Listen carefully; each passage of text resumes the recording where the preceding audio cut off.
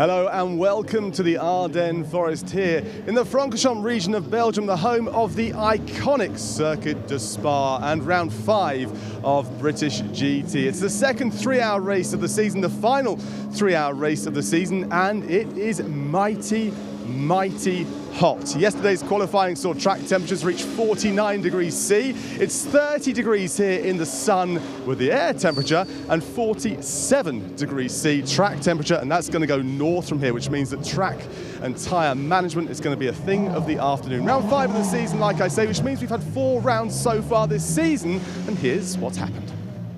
We're nearly halfway through what's turning into an intriguing British GT season, which all began at Donington Park, where 2Cs and Barwell Motorsports battled for GT3 honours. There was drama for Giacomo Petrabelli when he tangled with one of the Mahiki Racing Lotus, and this led to a safety car period, after which there was more calamity, this time for the Team Parker Racing Porsche. From there, it was a sprint to the finish, Kiern Jewiss just fending off Sandy Mitchell for the victory by only 1 second. In GT4, Optimum Motorsports' Jack Brown and Mark Warren cruised to victory, with the Century Motorsport BMW of Ravi Ramid and Charlie Robertson coming home second. Then came the Silverstone 500, British GT's blue ribboned event. 3 hours of racing and a fascinating strategic battle began with Morgan Tilbrook leading from pole in GT3. It was a close run through the first few corners. Mahiki Racing were dominating GT4, only for their race to crumble apart when the 84 car suffered a suspension issue at high speed whilst leading comfortably.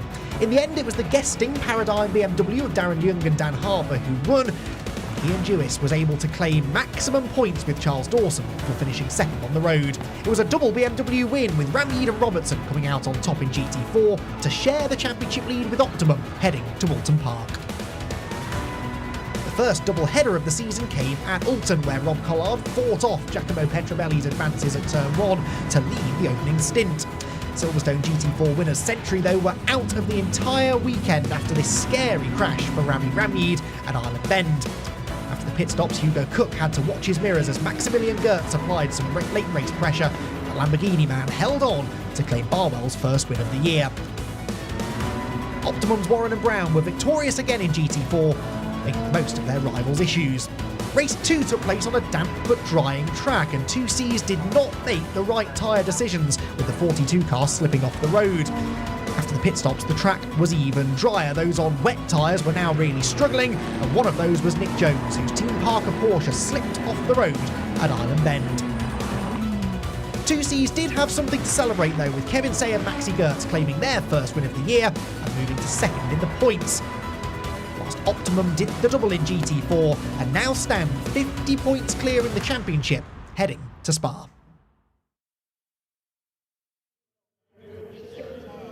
Well, there you go. That's the season so far to this point for round 5 here in Belgium. It is absolutely glorious in the sun. As you see behind me, there's quite a lot of activity as cars are starting to make their way round. To talk you through the action, delighted to say Andy McEwen is here, and alongside him is James Baldwin. Here they are.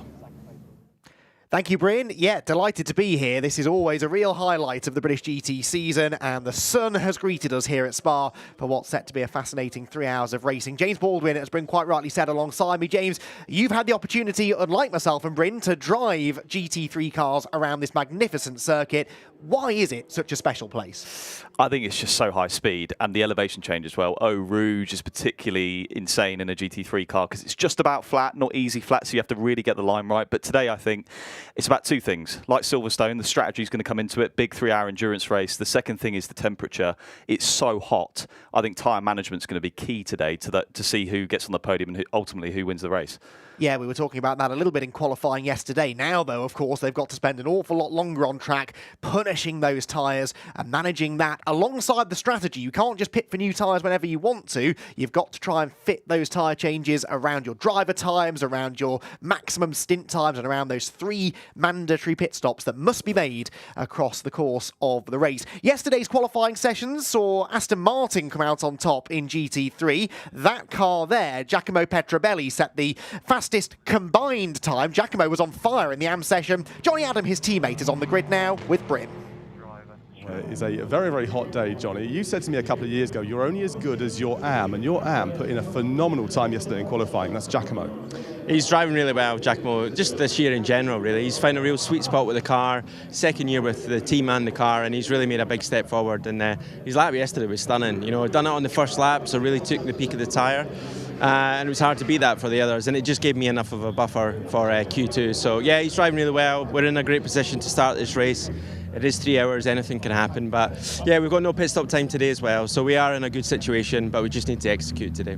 I mentioned at the top the tyre management may be a thing because of the track temperature, 47 degrees currently. We expect it to get to 50, maybe north of 50 as the race goes on. Yeah, it's warmer today. It's the warmest ambient we've had all weekend, so it's going to be hot. We've made a few adjustments for that with tyre pressures and some changes to the car. So, yeah, our balance is pretty good on the race run, so, yeah, we're pretty confident for how the car should feel. Very best of luck. Thanks to Johnny. Let's carry on for a little bit of a walk, shall we, and go and find Marvin Kirchhoff, who's just over here to my left, to your right. So Marvin is here, and I'm going to run round our camera guy Tom here. Marvin, let's just have a quick word with you. Yeah. Great to see you out here, and it's going to be a stonker this one, isn't it? Heat-wise, and also getting your guys, you both back into the championship hunts. Oh no, definitely. I mean, it's going to be a tough race. Very nice weather for Spa. Maybe not the best weather for us, but yeah. I mean, we appreciate the sun out here. It will be a hard one. It will be a tough one, but for everyone. I mean, the heat is obviously quite hard on the tires, quite hard on the car. So fingers crossed, we will have a good, nice, smooth race. You know this place like the back of your hand, and your qualifying lap yesterday was phenomenal. We mentioned to Johnny a few moments ago how Giacomo's time was great in the AM category, but you got in the car and just blitzed everyone. It was incredible. I mean, the team Optimum Motorsport, they've done an amazing job.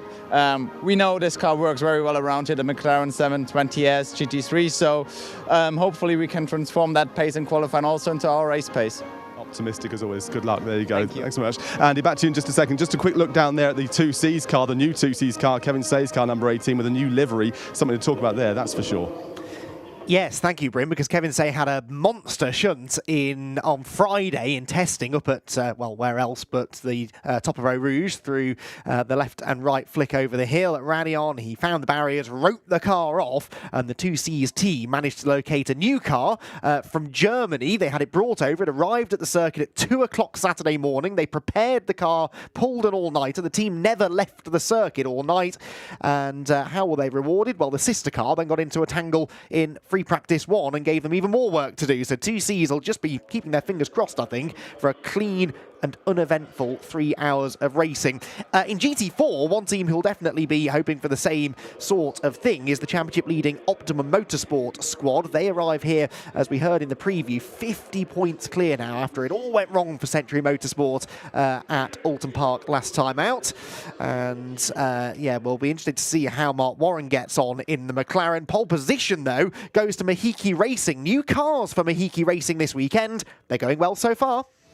Yeah, moved all the way down to GT4, a bit of a sprint down here. Jack, it's so good to see you guys having a decent Saturday. What can Sunday bring? Hopefully some good results for us. Yeah, it's been good yesterday, but coming to the race is all a bit unknown. Like I said yesterday, it's a new car for us, it's a new car for the drivers, so I think we'll have to adapt our driving style as the race goes on. But either way, we're happy to be here, we're happy to be in the Ginetta as well, and hopefully we can get a good result for the team and Ginetta for all the hard work that's gone on.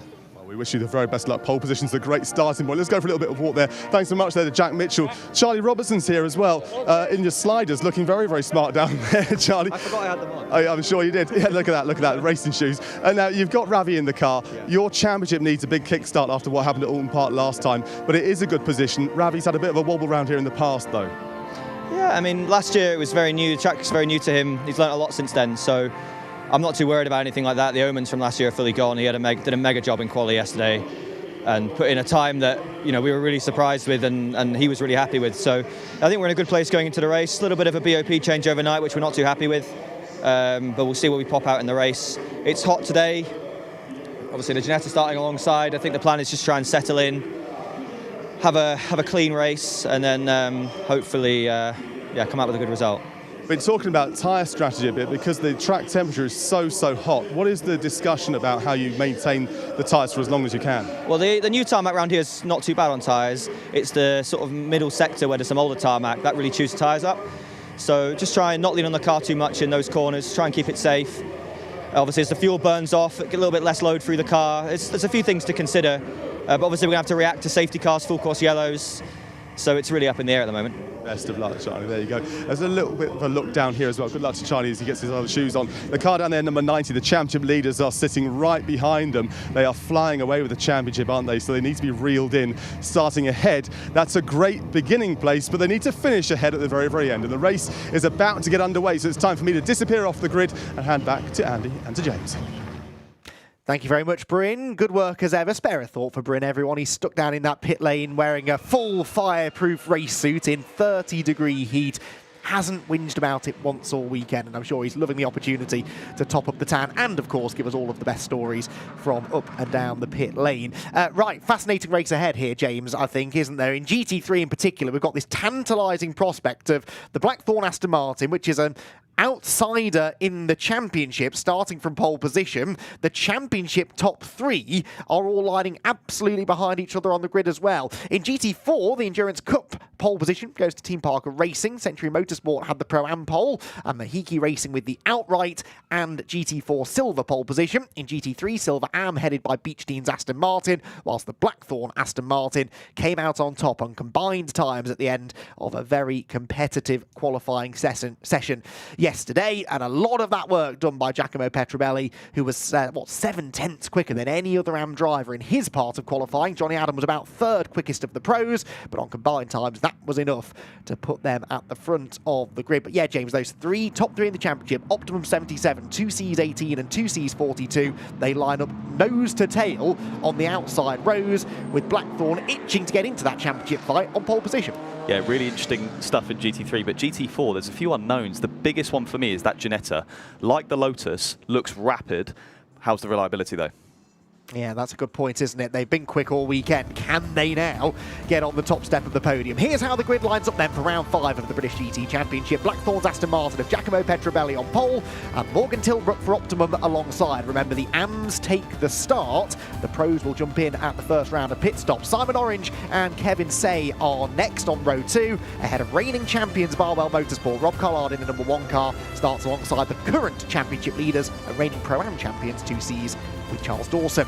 Alex Martin's Barwell Lambo is next, alongside Matt Topham in the Optimum McLaren, who tangled, interestingly, with the 42 Mercedes in practice yesterday. Mark Smith and Richard Neary make up row 5 of the grid, McLaren alongside Mercedes, whilst Duncan Cameron in the Spirit of Race Ferrari lines up 11th, alongside Andrew Howard in the Silver Am leading Aston Martin. The other car in that Silver Am class is the Bridger Motorsport Honda, a podium finisher at Oulton Park last time out, and Chun Chong-Gip will start that car from 13th today. Then in GT4, Mahiki Racing debuting the Ginetta straight on pole position in a dominant qualifying for the number 84 car. Josh Miller then starts from pole alongside Ravi Ramyi, keen to put the disaster of Oulton Park well in his rear-view mirror. Then it's Norm McLaren row 2, Harry George and Mark Warren, the Optimum Motorsport teammates. Remember Mark Warren in the championship leading car. Brandon Templeton, one of 2 18-year-olds on the grid, he lines up next 5th in the GT4 rankings alongside Ed McDermott. Then it's Stephen Lake in the second of the Mahiki Ginettas alongside John Curry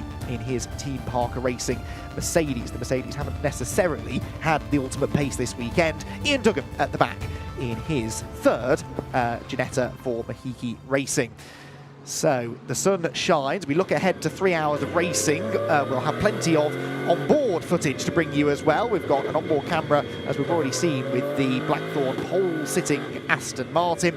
And Giacomo Petrobelli will be hoping for roughly that kind of view for the foreseeable future, minus the safety car, of course, but he'd like a nice clear road ahead of him to be able to pull a gap on the rest of the field. Remember, 3-hour race. There are some quite complicated pit stop regulations to remember.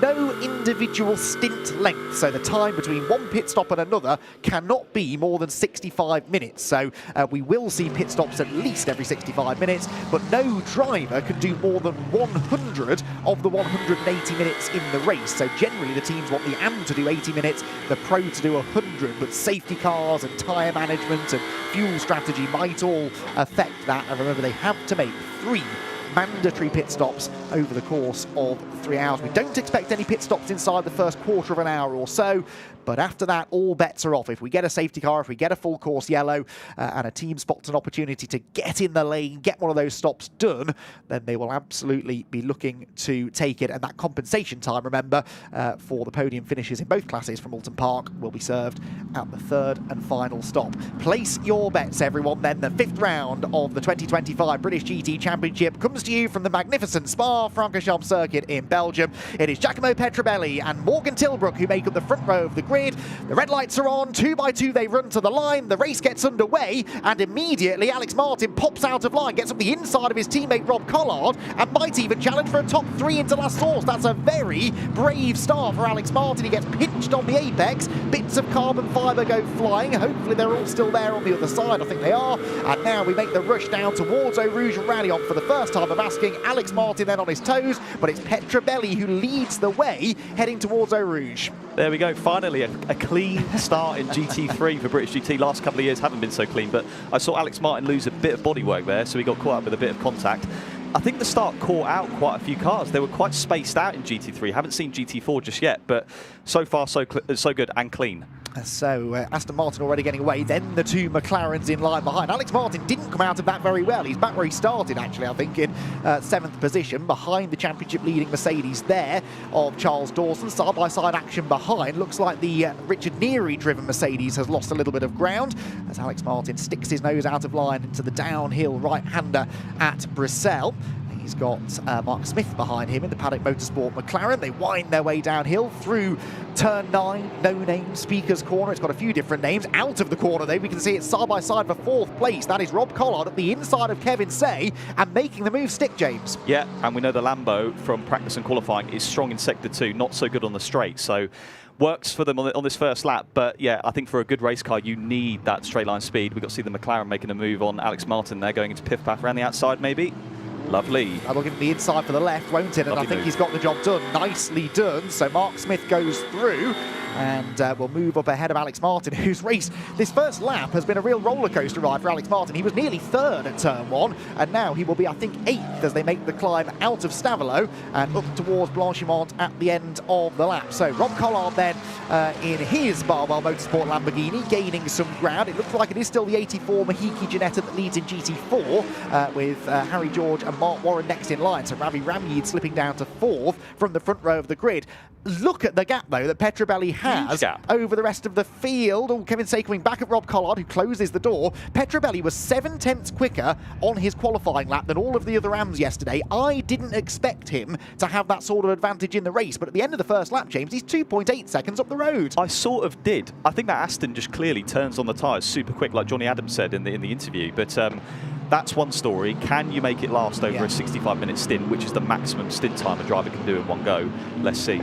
That's a good point, actually. Some of the mid-engine cars potentially are going to be a little bit better on their tyres, although Rob Collard was telling me this morning that they're having to drive so hard in that middle sector to regain the time they're losing on the straights. It's just chewing the tyres up. So everyone's struggling, everyone's compromising on tyres, and is Giacomo Petrobelli just going to try and bolt into the distance and worry about tyre management later on? This is the battle in GT4 then. It is very close still, in fairness, between Josh Miller and Harry George. Now, that 84 Ginetta was so far up the road after qualifying yesterday, but remember, both that car and the 17 McLaren behind are entered into the Silver Cup. That means they carry an extra 25 kilos in the car, but for the race only. So they qualified without that weight, and now, James, it looks an awful lot tighter.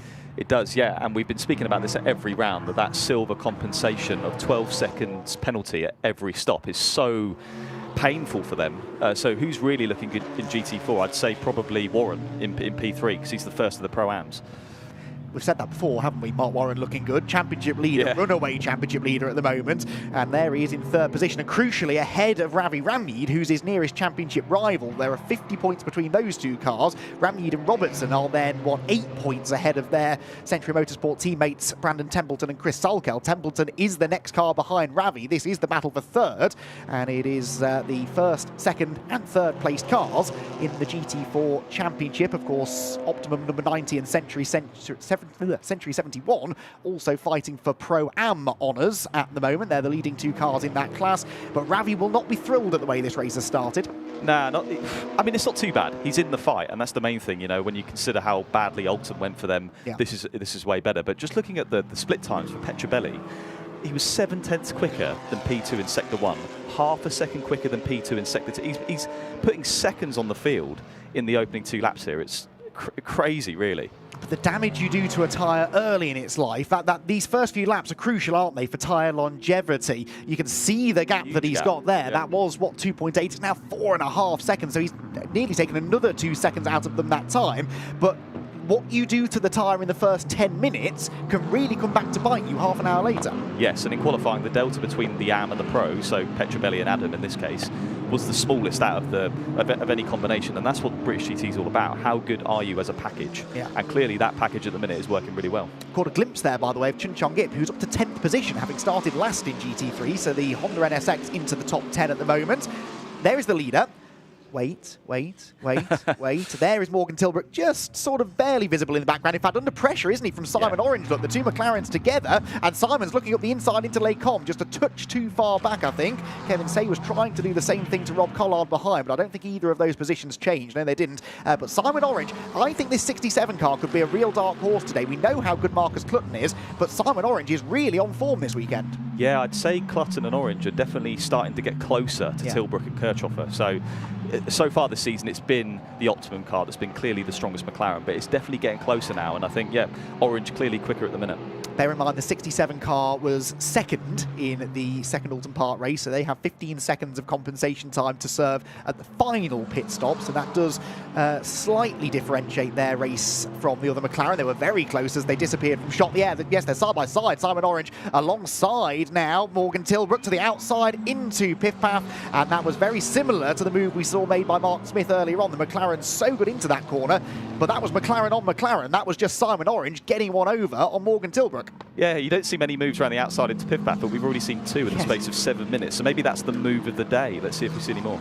Rob Collard closing right in on them as well now, so it's a 3-way fight for second, but I guess the question is whether Simon Orange now has the pace to get away from Morgan Tilbrook, or are they both going to get embroiled in a battle with the reigning champion, Rob Collard, who was, I wouldn't say looking forward to this race. He was cautiously optimistic that they'd get a good result, but I think he'll be pretty happy, will Rob, with how racy that car looks at the moment. Yes, and it's a long race. I can see on the track map the gap that Petrobelli's got is huge, but we know one safety car, one full course yellow that leads into a safety car, and it's back to square one. So getting a big lead in the opening stint is one thing. It really doesn't matter that much. And, you know, when's the last 3-hour race we've had that's not been riddled with safety cars and stuff? It's pretty much every time, isn't it, at some point? Absolutely, yes. And you think of Spa as having lots of runoff area, big tarmac runoff areas to catch you if you go off, but that's not really the case anymore. They've started introducing these gravel traps that run right up to the edge of the curb. So if you do have a wobble, you can very easily end up getting beached in the sand, and that will, of course, require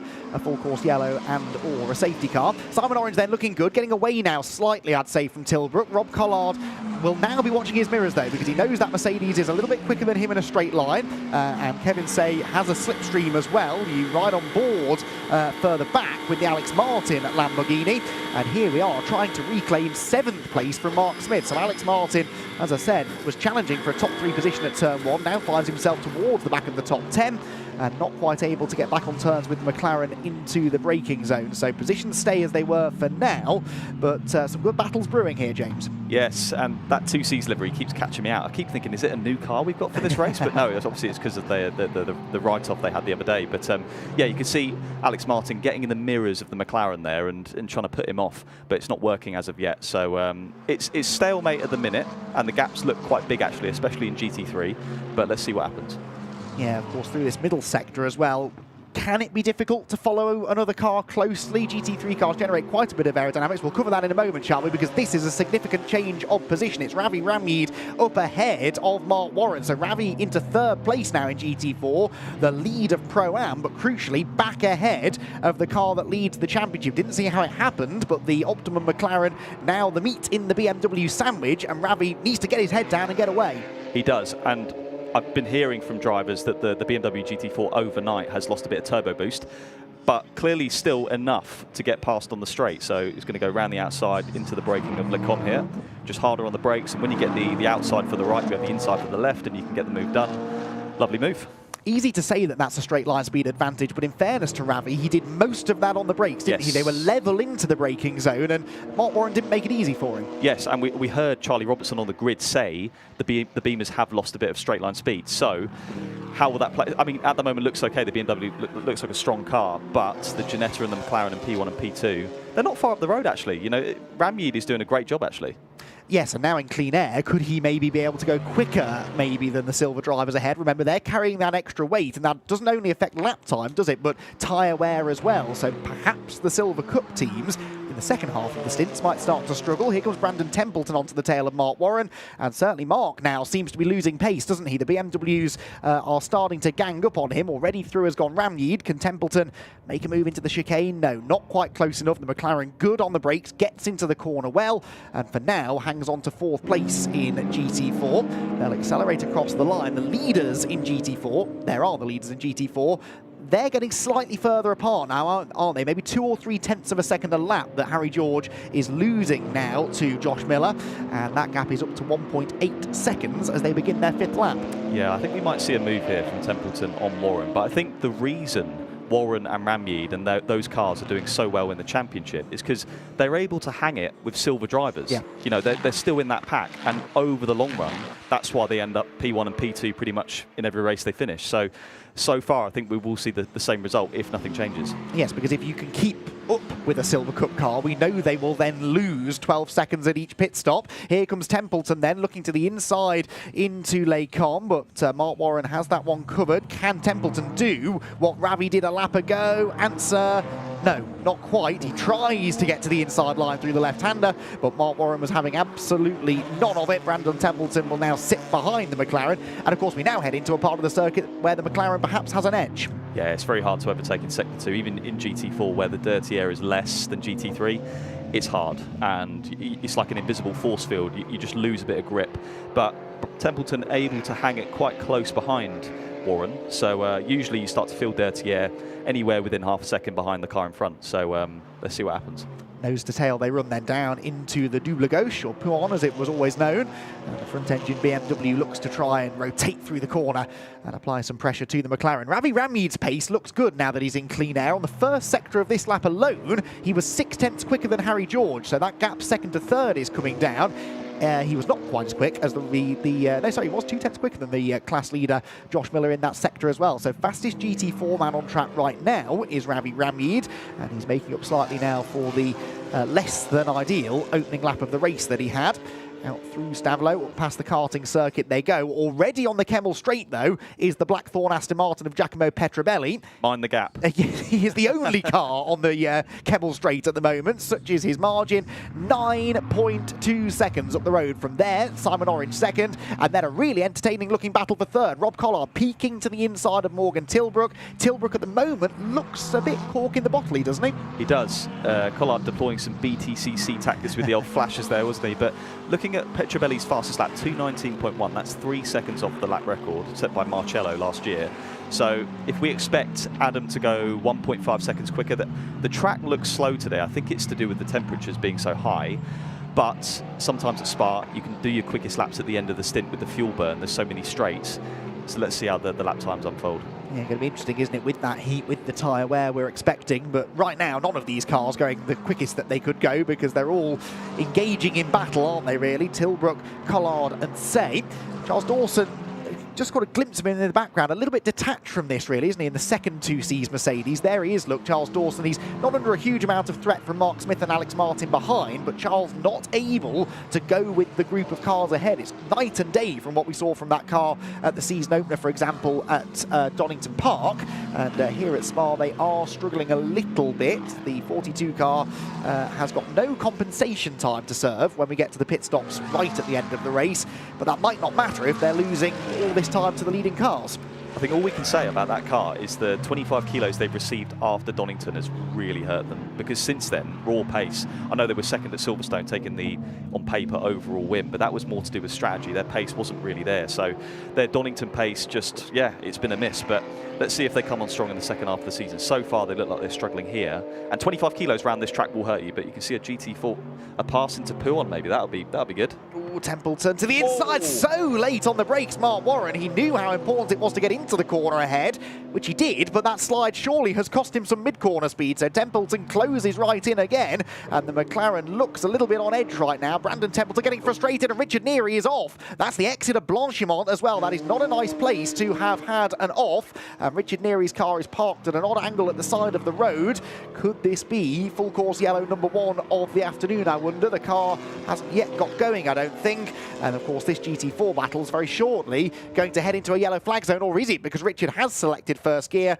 He's carrying on, and James, I don't see any damage on that car. Has he somehow managed to spin at Blanchimont and not hit anything? Let's have a look. So, onto the... That's Mark Smith. The McLaren. So what's going to happen here? I've been off there last year, actually. It's not a nice place to go off. And so that's the McLaren going off, but that wasn't the Mercedes. So, yeah, let's wait and find out, see what happened there. Yeah, so we're hearing Richard Neary went off at the same time. We couldn't see him because there was a cloud of dust that Mark Smith had left in the air, and Richard has pitted, I can tell you. So Richard Neary heads for the pit lane. That all allowed Alex Martin through into 7th place as well, by the way. So Alex Martin picked up a place out of all of that. Neary, of course, was behind those two. There is Richard's car in the garage, and I'm sure Bryn Lucas will very shortly be on the scene to find out what's going on. What's going on track is Mark Smith is probably still trying to catch his breath after that terrifying moment at Blanchimont, but he can't catch his breath because he's under a lot of pressure from Duncan Cameron and Chun Chong-Ip, who continues to impress in that Honda. Yes, and the Honda looks better today than it did yesterday in qualifying. Really good in the straight, so Sector 1, Sector 3 absolutely flying. In Sector 2, it's been this Achilles heel. They do have compensation time of 10 seconds for that podium at Oulton, which isn't ideal for them, but at the moment, looking all right. Although they picked up a bit of damage, haven't they? I think that front grille is loose and the front splitter maybe has been knocked slightly, so Chun Chong-Ip's been into the back of somebody.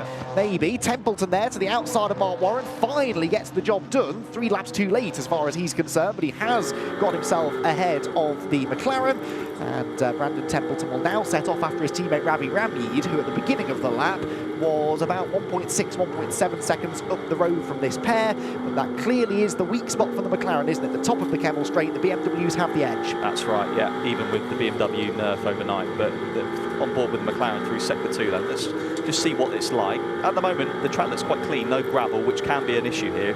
With all the cars dipping their wheels on the gravel, looking to use all the track, it spits it onto the actual track itself, and eventually the race director has to stop and put a safety car out to clean it, so hopefully we don't see that. But here we go. This is the impressive gap for overall race lead.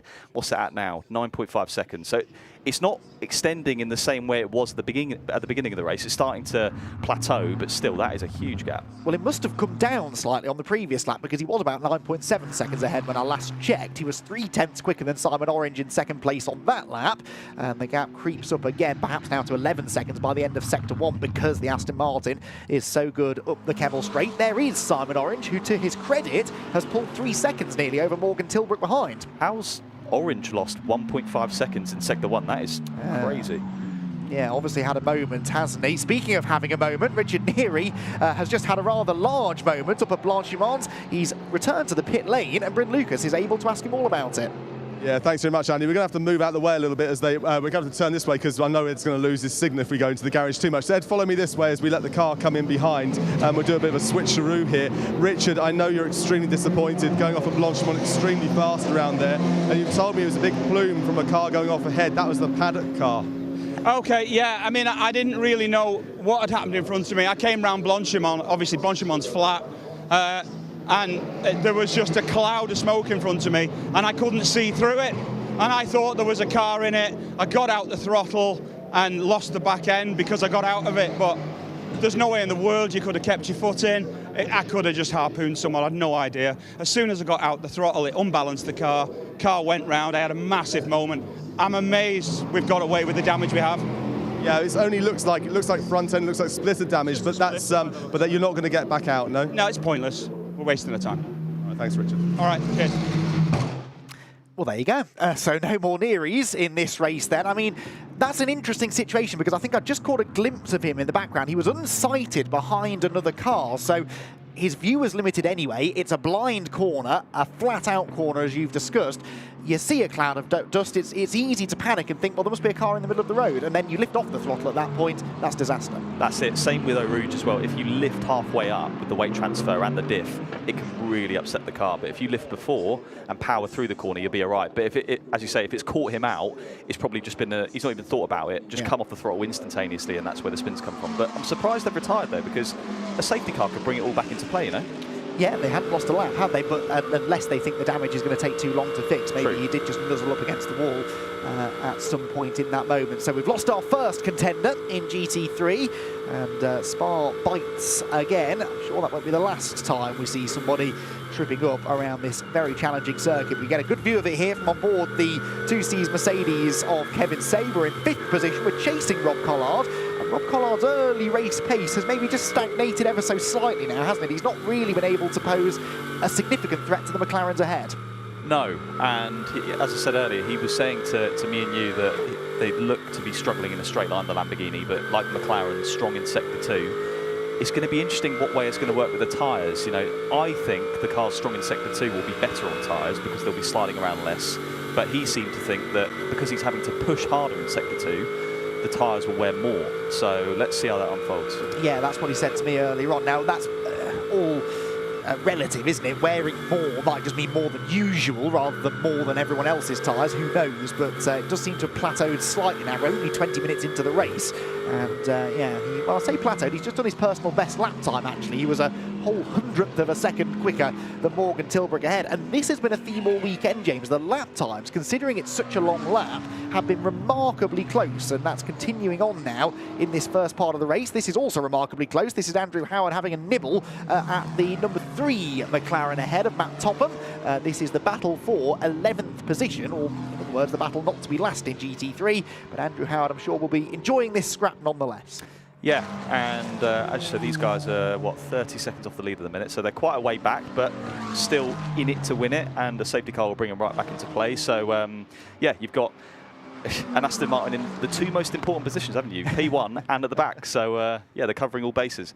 Yes, and this Aston Martin, of course, was the pole sitter in its class, wasn't it, in the Silver Am class, but it lost the lead to Chun Chong-ip earlier on, and he's disappeared off up into the distance. So the ice cream magnate chases in behind the McLaren as they head towards La Source once again. There ahead, look, is the scrap between Mark Smith, Duncan Cameron and Chun Chong-ip in the scrap for 8th position. So Howard lost quite a bit of time there in the middle sector, but he's already back with the McLaren, isn't he? Yeah, and we know the Aston works well around here because it won the overall 24 Hours of Spa last year. Exactly. So that was, I think, its first big win with this new Aston. And clearly it's working well around here as well in the hands of Blackthorn. So they're looking good, they're looking strong. Still lots of personal best sectors coming in, and an outright fastest first sector for Chun Chong-ip. In fairness, that improves upon his own outright fastest first sector that he set a few laps ago. The NSX, we know, is very quick in a straight line, up to 4 or 5 kilometres an hour faster than anything else at times in qualifying yesterday. But we are still seeing quite a few improvements. That might now stop, though, because look what's happening. The GT3 cars have caught the back of the GT4 pack. That's the 88 Mahiki Ginetta of Duggan being put 1 lap down. There aren't that many GT4 cars, but if you catch 1 or 2 of them in a bad place, that can lose you a lot of time, James. Yes, particularly in the high-speed corners. If you catch one in Eau Rouge or Blanchimont, you lose so much time, you know, easily a second gone. And just looking at track limits, there's quite a few. I'd say pretty much every car at the minute is on a track limit warning, and you're only allowed 3, sorry. If you get the 4th one, it's a drive-through penalty. So that's 1 per hour, and looks like pretty much everyone's used their first one for the hour. So they'll have to be disciplined with that. Yes, the race started 23 minutes ago, and we've already filled an entire page of our timing screen with first and second warnings for various cars. As you said, a couple of them on second warnings rather than first. I don't, at a glance, though, see this car on that list. So Giacomo Petrobelli is not only setting this blistering pace, he's the only driver capable of getting into the 2 minutes sort of low to mid 2:19s. And he is, well, how far ahead? 13.9 seconds ahead of Simon Orange.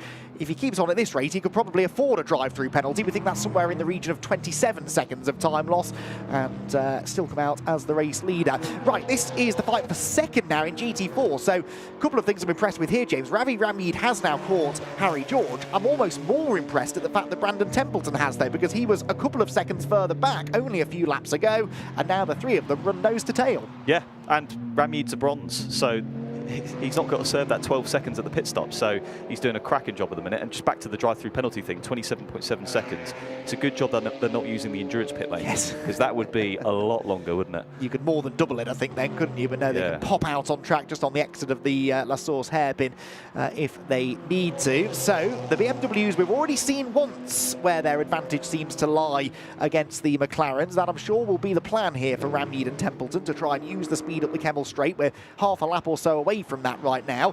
But Brandon Templeton does now seem quicker than Ramid. So Brandon, silver-graded driver, Ramid gold, a bronze and driver. So in theory, you'd expect Templeton to be the quicker, as we have the 88 Ginetta in the pit lane. This is our first scheduled pit stop. Yeah, and they're just doing all the bits, getting the driver getting in. Extremely stressful time as a pit stop, and you've got to buckle the next driver up, make sure he's nice and comfortable and safe, more importantly than anything. But yeah, back to the Century BMWs, which we're on board with now.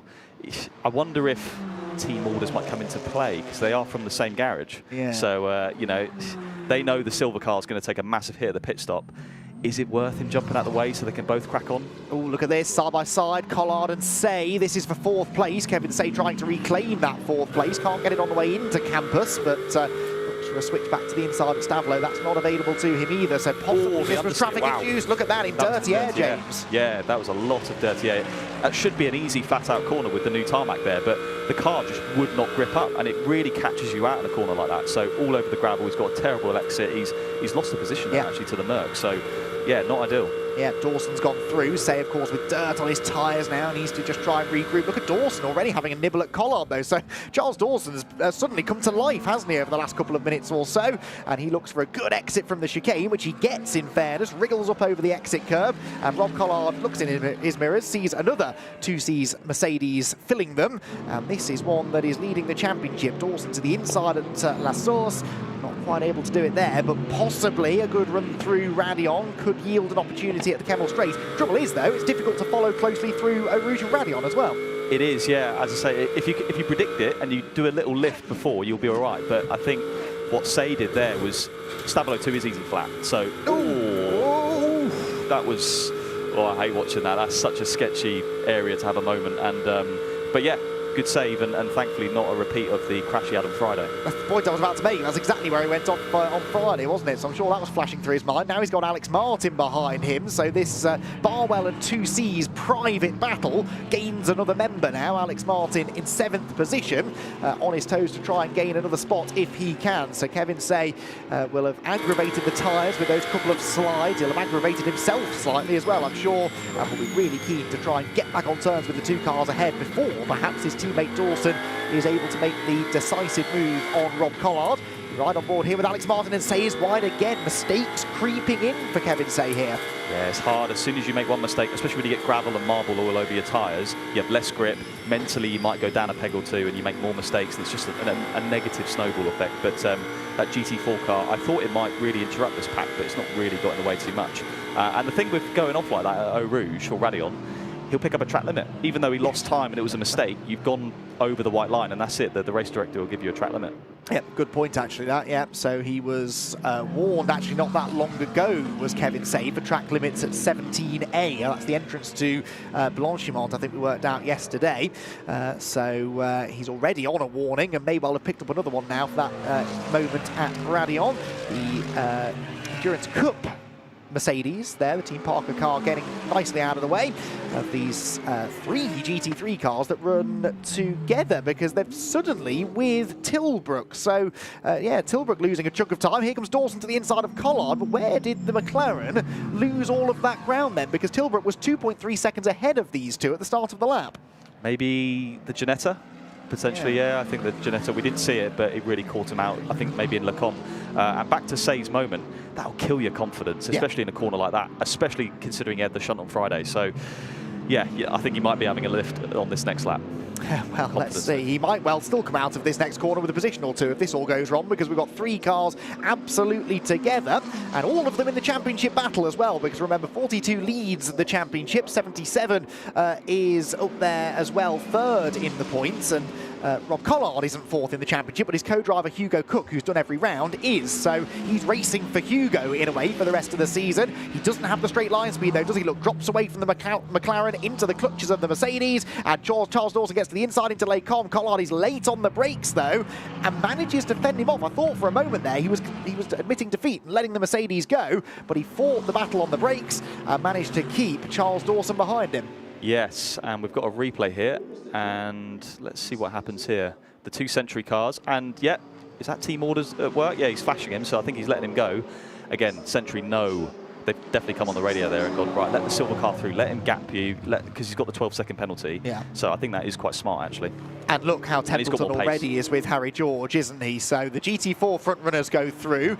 There is your 2nd place GT3 car, Simon Orange, and it's a big old gap now, isn't it? Back to this battle for 3rd at the start of the lap, 7.5 seconds back to Morgan Tilbrook, and then everyone else. You've got Tilbrook, you've got Collard, Dawson, Say, Martin, all pretty much in a line. This is a brilliant battle, but James, we're approaching half an hour in, so some teams have been suggesting to me earlier on in the weekend that we're maybe not that far away from pit stops now. Yes, and I think if we saw a safety car, I think the earliest anyone could have boxed would have been 15 minutes if they're to stay within the stint timer and minimum driver time. So we've seen no safety car, so that's not really come into play. But as you say, if there was a safety car now, I think everyone would box.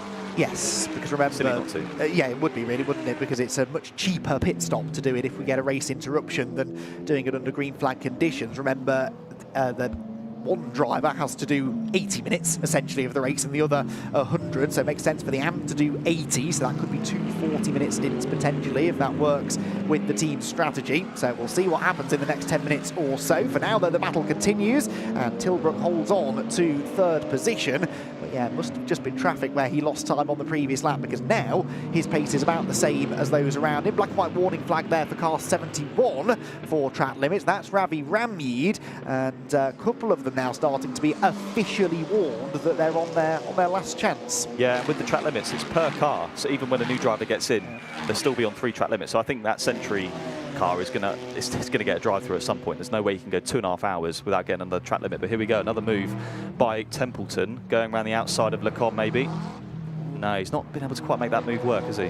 No, and Harry George is going to be slightly stiffer opposition maybe than bronze-graded driver Mark Warren, and so George keeps hold of 2nd position. This battle, though, is allowing Josh Miller to get away. It hadn't been a huge gap, actually, between Ginetta and McLaren until fairly recently, but now Josh Miller 5 seconds up the road. Here come the GT3 brigade, and the 2Cs Mercedes doing battle. Charles Dawson then ahead of Kevin Say. This the fight for 5th position, but Kevin now starting to regain confidence. He's closed in on his teammate in traffic, and remember, these two are also fighting for a championship. They are 1st and 2nd in the points, 42, 10 points ahead of 18, so this is a really significant move for Kevin Say to try and make. That's right, it's like F1 with the McLarens, you know, your teammates, but you're also your main rivals, so it's a bit of an awkward dynamic, and we know how quick Kevin is, so now he's got his confidence back on the back of Dawson, and the Mercedes seeming to come to life a bit. I think Tilbrook is the cork in the bottle. We saw, and we're back on board here, obviously some GT4 cars battle. Here we go, some traffic management coming from Tilbrook. We saw Tilbrook defending that position by doing a lot of weaving on the Kemmel Straight, and they'll have to be careful with that. Theoretically, you're allowed 1 move. So if you do that lap after lap, you could be, yeah, not in the good books of the race director. Tilbrook was a bit wide there as well, out of Stavelot, closes on Templeton, who's having another go at Harry George towards Blanchimont. This is not ideal for Tilbrook. The road is full of GT4 cars. That's a bad place. To live, that's a bad place to catch traffic, and Rob Collard has so much more momentum through the corner. He may be able to challenge the McLaren into the chicane. They're nose to tail, but they both have to go to the inside of the BMW. So in the end, no way through for Rob Collard, but that's really bunched them back together. Oh, a delay there for Dawson. It's all getting very congested in traffic. I've had a feeling this would be the pinch point when they caught this battle for the GT4 podium places, because it's a clump of GT4 cars all together, all battling, and not necessarily willing to jump out of the way. Yeah, Tilbrook got fortunate and unfortunate there. He got really held up, but then he used the traffic to stay ahead. So we're on board with Say. Will he get held up here by traffic? No, he won't. And I think they've cleared all of that now, so that's all good. Yeah, so it will be Alex Martin, I think, who maybe has to breathe out of the throttle going into Raidillon. The big lift there for Kevin going up Eau Rouge now. Yeah, in dirty air again, isn't he? So, yeah, this is tricky for Kevin Say. He's not quite got the confidence in the front of that car that it's going to stick, has he? And he drops back away from Charles Dawson ever so slightly. So there, Morgan Tilbrook, third position. Behind him, Rob Collard, fourth.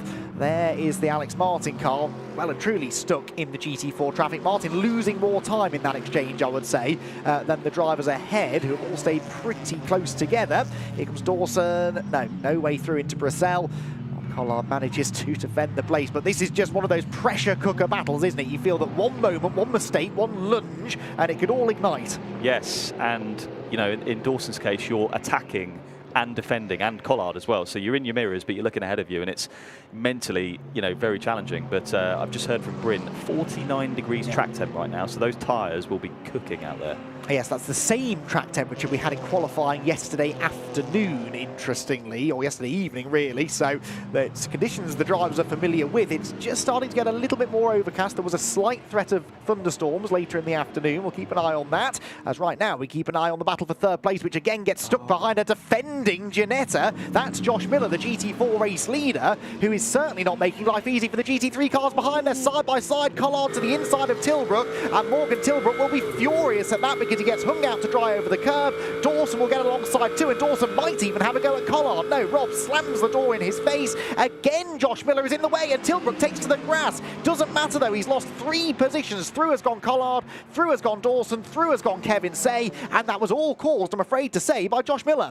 It was. I thought Tilbrook was going to overtake Miller going into Stabilo 1, but he decided to stay behind, and ultimately that's cost him 3 places. So really unlucky with the traffic, but there's an argument there. He could have been more aggressive with Miller. At the end of the day, if he showed his nose, I'm pretty sure Miller, with the lead he's got, would have jumped out of the way. Yeah, well, that will have cost Miller a bit of time as well, I suppose. That was a 2:34.1. Harry George, second place in GT4, does a 33.1. So, yeah, the gap comes down by a second, but much more costly for Morgan Tilbrook, who now has Alex Martin behind. So that was a crucial moment in the race, potentially a crucial moment in the championship. Look at this, James. Who would you rather be here? I'm probably Collard at this point, but I was worried we were going to see like 3 abreast going into Blanchimont. Tilbrook taken to the grass there because he ran out of room. He did have a bit of room on his right, to be fair to him, but yeah, really costly moment for Tilbrook. Could Morgan get in trouble maybe for that, overtaking off the circuit? Nah, 2 wheels were within the white lines, and ultimately that's all that matters. Good stuff. That's one less thing for Morgan to worry about, but right now he'll be focusing mainly on just trying to regain some of that lost ground. Massively frustrating though for Optimum Motorsport, that car that started on the front row, and if you'd have told them, what, 35 minutes into the race they'd be down in 6th position, they would not have been pleased. So Morgan Tilbrook with it all to do. Of course, he does have Marvin Kirchhoffer to hand the car over to later on. The GT4 battle continuing to rage on. Harry George and Brandon Templeton. So Brandon still can't find a way past this McLaren. No, must be frustrating, but they are both silvers, and the silvers to the nearest Pro-Am car now it's only 2 seconds to Ramyede, so it's not enough. I mean, Miller's got more of a chance of staying in the race, if you know what I mean, but still, Ramyede looking the strongest place GT4 at the minute. Just a little check-in with the Petrobelli gap, 16.3 seconds now, and then you've got 15 seconds back to P3, so there's a lot of space out there. Yeah, Rob Collard having got into 3rd place. Of course, they did drop about 5 seconds to the leader on the previous lap in that 3rd place group, so it goes some way towards explaining that, but still, yeah, Petrobelli and Simon Orange on an absolute tear. So here comes Mark Smith now to try and put a lap on this little battle. It still rages on for 2nd place in GT4. Brandon Templeton, 3rd silver Cup driver as well, top 3 in GT4, all silvers. But yeah, Ravi Ramyede in 4th, first of the Pro-Ams, 7 seconds off the leading class, but will spend 12 seconds less in the pit lane when they do eventually come in to make the first pit stop. So you would imagine it would be advantage Ramyede once all is said and done. Drive-through penalty, car 71. Drive-through penalty for track limits, car 71. So as I was starting to say, it will be advantage Ravi Ramyede. It will not be advantage Ravi Ramyede because they've just been handed a drive-through penalty. James, you did predict that. Yeah, it's so easy to get one around here. And did we just see a car go off at Blanchimont? I just saw the gravel kick up, but we didn't actually see a car go off. So interested to know what happened there. Yeah, maybe just someone dipping a wheel out wide over the curb. So there is the confirmation of the drive-through penalty for the number 71 BMW. And Ravi Ramyede has exceeded track limits too many times in this opening stint. already the penalties starting to be handed out. You do just get the feeling, don't you, that this race could be decided on things like track limits penalties, and we saw quite a lot of pit lane penalties at Silverstone, didn't we, in the 3-hour race there. Here is Charles Dawson. Well, what a back-to-front stint this has been for Charles, because he really didn't look that racy at the start, but I wonder now whether some of that was tyre management. He was just driving to a pace, easing himself in, because now he looks the raciest of this group. Yeah, potentially. He looks the third quickest out there behind Orange and Petrobelli, so if he can get Collard, he might be able to build a gap, maybe even close in on Orange. But yeah, back to the track limits thing, you need like an endurance hat and a sprint hat in this championship. And in the big moment there for the McLaren, going down to Brussels, plus some GT3 traffic just to even make it more tricky for them. Yeah, it was a late chop from Harry George, wasn't it, to try and prevent Brandon Templeton getting to the inside into Brussels, which he succeeded in doing, in fairness. And I don't think there was a touch between the two of them, and now they're separated by the Matt Topham McLaren, and so the battle is put on ice for the time being. Behind Topham is Chun Chong Ip, who's dropped down to 11th place now, so again, you suspect the Honda maybe is burning through its tyres a little bit more quickly than some other cars out there. And so he's just faded away ever so slightly, 6/10 clear of Andrew Howard, remember, who was battling with Topham not that long ago. Alex Martin, 4th warning for track limits, so he's got to drive through now. So we'll hear that in a minute. Yeah, that's not good news, is it then? So they're so early, 40 minutes into the race, so early to be seeing so many penalties. 78, drive-through penalty for track limits car, 78.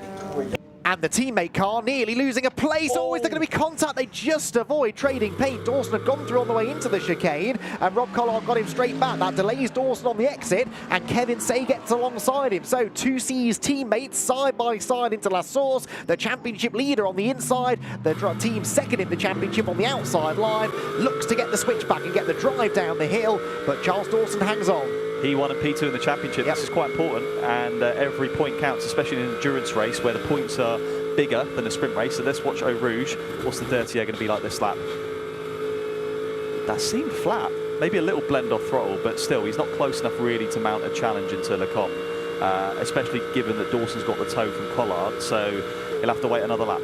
And Dawson may well try and pull out of the slipstream here. How close is he to Collard? Not close enough, so they stay line astern, hitting the brakes. Look how much closer he was to the Lamborghini, though. There is Ramyeed in to serve the penalty, and of course, should go without saying, this does not count as one of those 3 mandatory pit stops either, so they'll still have to come in and serve the extra stops. And yeah, disaster for Century Motorsport just when they were looking in a good position. Big wiggles out of both Mercedes there, a bit of understeer maybe for the 42, and lots of oversteer for car 18. Yeah, it's, well, 2 things. The tyres are very worn now because we're almost 45 minutes into the stint. And the second thing, because this is the old tarmac, it really feels it's so low grip, and yeah, at the end of a stint, it really is horrible to drive in a way once you've gone through those tyres. So yeah, definitely tyre management needed around here. Charles Dawson. Car 1, drive-through penalty, track limits, car 1. Collard. Well, yeah, that's Rob Collard. So both Barwell Lamborghinis being handed a penalty for track limits. So Rob Collard already feeling the heat from Charles Dawson, but actually, in a way, Dawson doesn't need to take too many risks now, because that Lamborghini shortly will peel out of the way into the pit lane to serve a drive-through penalty. Yeah, track limits definitely. Oh, here we go. Into Blanchimont. They're going to go side by side.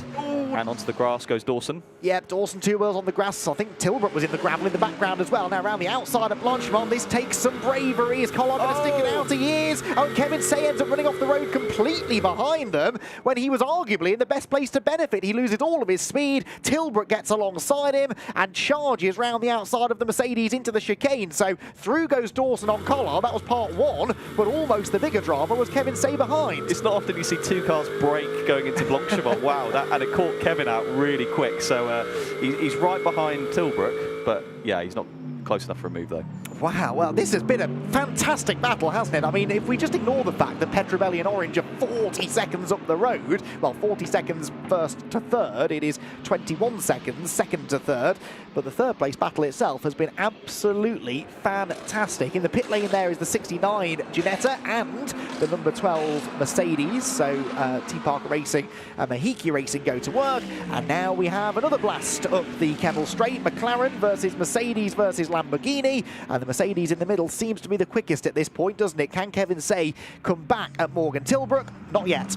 Yeah, you're right. It's a great battle to watch, but Petrobelli and Orange are just rubbing their hands together, aren't they? Like, what, this is exactly what they want. And it's becoming a sort of, you know, P1, P2's nailed on. This is a battle for the podium, and it is a very good one, though. Yeah, because those two out in front, I'm not seeing their car number being called for warnings on track limits either. So no need to push, though. They don't need to push, exactly. They've got the raw pace, and they're not that likely to throw it away with penalties, you would imagine. So for now, it is a battle for the bottom step of the podium, really, that this lot are all fighting for. And as they turn into the double left, we wait to see what the next dramatic turn in this battle will be. On board with Alex Martin. The Mercedes ahead of Kevin Say is looking racy, isn't it? Look, peaks to the inside of Tilbrook into Piff Paff. But that's a difficult place, as we've documented already, to execute an overtake. He knows, does Kevin, that he should have an advantage up the next flat-out run towards Blanchimont. But we've seen Kevin have so many moments in high-speed corners in dirty air. I just wonder how he's going to convert any of this pace into an overtake. Yeah, it looks really wild. Every time we've gone on board with him, it looks, you know, oversteer, understeer, dirty air, gravel, big moments in high-speed corners. It looks all over the place at the minute, but he's still in the pack, which is the main thing. Track limits, though, everyone's getting him in either turn 3, which is Eau Rouge, or here, either on the entry or through here on the exit. So a big lift, actually, for the Lambo going through there. And Collard was slow, wasn't he? Look at this. Tilbrook might go one side and Say the other. Collard turns in. Is he heading for the pit lane? Yes, he comes in to serve the penalty. Thank goodness, think the car's behind, except they're all still tripping over each other anyway. Kevin Say with Tilbrook behind. So that's been a move, hasn't it? Say 2 places gained out of all of that. One against Collard, one against Tilbrook, who tries to come back at him into La Source. Rob Collard trundles down the pit lane. What was it? 27.7 seconds. The time lost with a stop-go penalty. Or drive-through penalty, I should say, and Rob Collard will pop out right towards the back of the top 10. So, Collard is gone from this battle. We know that Alex Martin also has this penalty to serve, doesn't he? Yes, he does. So he's not yet bailed for the pit lane. We're on board with Alex now. So very soon there will be only 2 cars left out of this, what was at one point a 5-car battle, and they will be Kevin Say and Morgan Tilbrook, because Charles Dawson, James, is 4.3 seconds ahead of this lot now. As we suspected, he would gap this bunch, but I've just seen Simon Orange, 3rd track limit warning, 1 more, and P2 overall could be in for a drive-through, which would back him up into this pack. Yes, it would probably only cost him 1 position, I think. He might come out just ahead of Kevin Say if he came in, so I'll stand corrected then. His number must have been called a couple of times for track limits warnings. In comes the Honda, so Jay Bridger now to take over from Chun Chong Ip. This car, as I said, seemed to fade towards the end of the stint. They are having a look, aren't they, at the damage at the front of the car, but there's not a lot they can do about that, I don't think. I bet the visibility out of that car's not great. Did you see the amount of dirt on the windscreen there? Wow. Someone who does have good visibility is Giacomo Petrobelli. When was the last time we saw a driver, either an AM or a pro driver, do what Petrobelli is doing right now? Disappear off by 20 seconds into the distance. He's already coming up to lap the GT4 field for a 2nd time. Simon Orange in 2nd place has only just left Blanchimont. He's hitting the brakes around about now, there he is, into the chicane. So that's a visual idea of what the gap is. And we know Simon Orange is going to have to start driving within himself a bit now, isn't he, to try and manage this track limit situation. So Simon's going to have to just be a little bit careful as we move towards the end, presumably, of his opening stint of the race. So we are beyond 45 minutes into the race. This has been a change for 2nd place in GT4. Brandon Templeton ahead of Harry George and ahead of him by quite some margin now. Yeah, and I knew track limits would be a big issue today, but not this bad. It's every lap. I'm on board now with Templeton. Yeah, I think we're about to go to a replay, actually. Let's have a look. So, behind the McLaren, going into Stabilo 1. They're both, well, it's quite close, actually, going into Stabilo 2. And is that going to be contact here? Oh, no, curb. He took a really tight line through Stabilo 2, the McLaren, and it's cost him because he went over the curb. Yeah, and he lost a really bad exit, and there we go. That was a move for P2, wasn't it? Yeah, I just spotted that. Harry George clobbered the curb through Stavilo, and that will have unsettled the car, wouldn't it? So Brandon Templeton, that is putting the pressure on there. We say that drivers need to keep putting the pressure on. Don't just sit there and wait for something to happen. Make something happen, and that's a great example of that, isn't it? Just by filling the mirrors, darting around, making Harry think that a move might be coming, can sometimes force a mistake, even out of someone as talented as Harry George. So Brandon Templeton will be pretty satisfied with that. Now he is 8 seconds behind the class leader, though. that's going to be a tall order to try and bridge that gap. Here comes Alex Martin, meanwhile, still not served this penalty, and he is challenging Morgan Tilbrook into Brussels. This is for 5th position now after everything else that's gone on. Tilbrook is way wide through the right-hander, but there's no way through yet for Martin. Car 77, drive-through penalty for track limits, car 77. Well, that is Morgan Tilbrook, everybody. So the 5th place car now being given a penalty. I mean, they're handing this on a plate to Blackthorn, aren't they, really? But they're going to have to do something about this, because otherwise it's going to become a little bit farcical, isn't it? Yes, I think if you're the engineers, you need to get on the radio now. There's another track limit on the exit of Pouhon, so he went beyond the white line, so that's his 5th track limit. Yep, and already being summoned for a drive-through, so... yeah, this is going to be a race of attrition, not necessarily as far as mechanical attrition as it has been in the past, or accident damage, but just trying not to pick up penalties. Those who have the fewest track limits penalties are likely to come out of this on top. So Tilbrook and Martin now both in trouble for track limits, and they run together out of Stavelot up towards the left-hander at Blanchimont, and the number 77 McLaren will be destined for the pit lane before too much longer. And from a championship perspective as well, brilliant news for Charles Dawson and Kiern Jewiss, because so far, touch wood, they've kept themselves out of trouble with the stewards. They're into a good place anyway in 3rd. There's a question mark over Simon Orange in 2nd. They could easily come out of all of this if they stay out of trouble with a really good finish. Yeah, totally. Yeah, I mean, they're ahead of the 2 championship rivals. Looking at the leading car, the number 7, Petrobelli, they're on 1 track limit warning at the minute. So that's where they should be, really, 1 per hour. And but even then, they still have to be careful. And it's just so easy around here to Eau Rouge, Blanchimont, just to... Sometimes you can't always gauge exactly where your tyres are, and you might just creep over the line. It's judge of fact. There's no sensors here, so there is a person monitoring every corner to see how far off the track people go, and yeah, it's catching people out. It's been 10 minutes, James, since Alex Martin was told that he had a drive-through penalty, and to my knowledge, he hasn't served it. No, he hasn't. So he's going to have to come in soon, isn't he? Otherwise, could find himself in a little bit of trouble. Reaching up there to the side of the car, what was he doing there? I think he was putting his hand over the air vent, wasn't he? Yeah, trying to cool his hands. Yeah, that's another thing as well. Today it's so hot, ambient temperature around 31 degrees. In the cockpit, it could be easily, for cars that don't have aircon like the McLaren, 50 degrees. And imagine being in 50-degree heat with a suit, thermals, a helmet, hands device, boots, gloves. It's hot. Car 88, drive-through penalty for track limits, car 88. That is the Mahiki, one of the Mahiki Ginettas, isn't it, 88? It was Joe Wheeler who's in the car, but they've made their first pit stop. In fact, they brought that car in early, didn't they? They were the first car to make a mandatory stop, and they got the pro in straight away, but he's now picked up a drive-through penalty. There's the 86 Honda. Looks like they have patched up the front bodywork slightly on the NSX, as their Tom Wood takes over from Andrew Howard at Beechdean. I was hoping that the Honda would have a darker shade of paint just to blend it in a bit more, you know. That's pretty obvious, but still doing its job. Adds character to a car, doesn't it? A little war wound like that. And it will hopefully have prevented any other bits flying off, because that could really then start to cause trouble not only for them, but for other cars in the pack. Apparently, Chun Chong-Ip has reported to Bryn Lucas that the Honda is down on power. Okay. That I find a little hard to believe, I'll be honest, since they were about 4 or 5 kilometres an hour faster in the speed traps than anyone else, although I have to say I haven't monitored that over the last 20 minutes or so, so maybe they're fighting some sort of issue that's getting worse. To be fair, if they had a little bit less grunt, they might go a bit quicker in Sector 2, maybe. Yes, might be able to put that power down a bit easier. Yeah, indeed so, and maybe look after the tyres a bit better as well. But anyway, they have made their pit stop, haven't they? So Jay Bridges in the car. There goes Kevin Say. And Kevin, we're hearing, has had a drama. Yes, slow lap for Kevin Say. 9 seconds lost on that lap for Kevin, and this is why.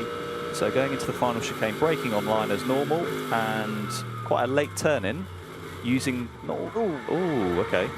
The balance of that car just hasn't looked there all stint. I mean, he didn't ask much of the car there. He hasn't absolutely sent it over the sausage curb. It's just looked really loose and twitchy and unpredictable the whole stint, so not ideal. Now, could that be tyres? Because at low speed, you're not relying on aero, you're relying on mechanical grip, and tyres are a huge part of that. So could that be a sign that his rear tyres have cried enough? Sure, but he slowed the car down a lot before turning, so he's not. I don't think he's asked much of the car there. So, but he's put those tyres through a lot. throughout the stint, so maybe they're more worn than they usually would be.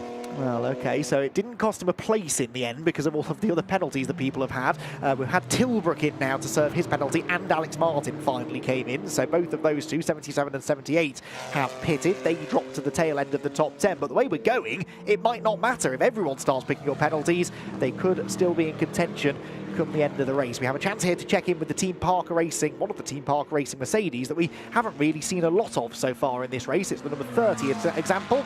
They've conducted their first mandatory pit stop, so British GT veteran Phil Keane jumps into the car and is immediately engaging in a battle with Blake Anglis in the Ginetta ahead, and actually Joe Wheeler behind in his Mahiki Ginetta. And around goes Simon Orange into the barriers from second place. Simon Orange is off the road at Blanchimont. Well, we don't really need to worry about track limits for this car now, because that will take them out of contention immediately, and he didn't really need to be doing that, James. Yeah, what happened there? Did he just get off throttle like Neary midway through Blanchimont and the rears come round, or did he clip the inside curb? We'll soon see, but he's kept it going. I wonder if the rear suspension's broken. Yeah, I think it might be. There was GT4 traffic around, so maybe he's caught them into the corner, had to lift, as you said. We saw from Richard Neary before what that could do, but quite bad, isn't it? Yeah, big damage to the right rear suspension. We saw it was quite a big hit. The car got slightly airborne when it hit that wall, and it's just a solid concrete wall. There's no give in that at all. Marshall's getting a good look at the damage as he tries now to trundle up the pit lane. Now, let's not have a repeat of the 24 hours where we had a car stopped in the pit lane entry. I think Simon's still got enough power in the car to drag it up the hill, but it's not easy. No, he's having to sort of, that's really odd, isn't it? But the amount of wheel angle he's got whilst going in a straight line, and that's done. That's day done. You can see the rear right is just completely towing in now, so day over for them. Oh, and this might actually delay slightly Rob Collard, who's coming in to make his first pit stop, but I think he's down to the pit lane speed limit anyway of 50 kilometres an hour. Now does nip round the McLaren. Well, maybe that did cost him a couple of seconds. Yeah. And by the way, Rob Collard being warned about track limits for a 5th time now. He's already served 1 penalty. He's just been warned again for track limits, and now he's going to make that Hugo Cooks problem by handing over to his pro. Long first stint this for some of the hours, nearly a full hour. Surprising that. I thought we would see more shorter stints, but little battle here in GT4. Oh no, that's a GT3 lapping a GT4. With the track limits, I'm seeing a lot of track limits at 17A, which is the entry to Blanchimont, which quite frankly it's inexcusable really, because you don't need to do that to go through there. And look at this then, the lap. Oh, okay, so Kevin's gone deeper Lecom lapping the GT4, so but yeah, he's not lost much time there though. Might get a track limit though. Yeah, it just doesn't seem to... I mean, that was under braking. He hadn't even got the car into the corner, and he just bailed out of it. Yeah, running out of grip. Clearly. I'm surprised they haven't boxed that car, to be honest. Get some new tyres on it, get the pro in. I guess so. Now, there is the Simon Orange car. This is what happened. Well, no other cars around. That looked a bit like the curb. Yeah, I think he, as you say, bit the curb on the inside, had a moment, caught the moment, and then maybe overcompensated, and the rear came round on him. Really brutal crash, that. Such a shame, though, because they were on the cusp, I believe, of really cracking a good result out of this race. Yes. Marcus Plutton would have been helmeted up, ready to go, and thinking, right, we're in this. OK, Petrobelli's disappeared, but who knows? Could still be on for a podium result. Car 71 has a drive-through penalty for more track limits. Car 71. What? Peter Daly's running out of patience a little bit, isn't he, now with certain teams? That is the Century BMW, Charlie Robertson. Car 67 has a drive-through penalty for track limits. Car 67. That's of slightly less relevance now, I'll be honest, because that's the Simon Orange car that is likely out of the race. But yeah, that is the second drive-through penalty for the car just in the distance, the 71 BMW. It's now in the hands of pro driver Charlie Robertson. But within an hour. Yeah, within an hour. We are, what, 57 minutes into the race, and they've been called for a second drive-through penalty for track limits. Now, the first one, James, they might have got away with because of the Silver Cup extra time that the cars ahead had to serve. Another best part of 30 seconds spent in the pit lane, that could take them out of it. Yes, yeah. I mean, to be fair, a safety car would still bring them back into play. It's such a long lap here. You have to be, what, over 130 seconds behind the car, the leader, to get lapped. Yeah. But a safety car's teased, isn't it, with a few incidents and stuff, but it's not quite come out yet. In comes Alex Martin. This will be for a driver change this time around. So he's already served his drive-through penalty, and now Patrick Kuyela will get in. outclambers Alex, and this is a well-rehearsed element of the race, isn't it, James? The driver changes and pit stops. Yeah, so drivers get out, fueling goes on, can't do tyres or driver swap while the fueling's happening for safety reasons. Fuel comes off, and then the drivers, well, fuel's going back on there. Oh, they've got 2 dump churns, okay. And then the drivers will get back in whilst the tyres go on. You've got a minimum pit stop time. You have to wait for the timer to get to the right point. The team will then send you on your way, and that is a pit stop in British GT. Indeed so. So the fuel is...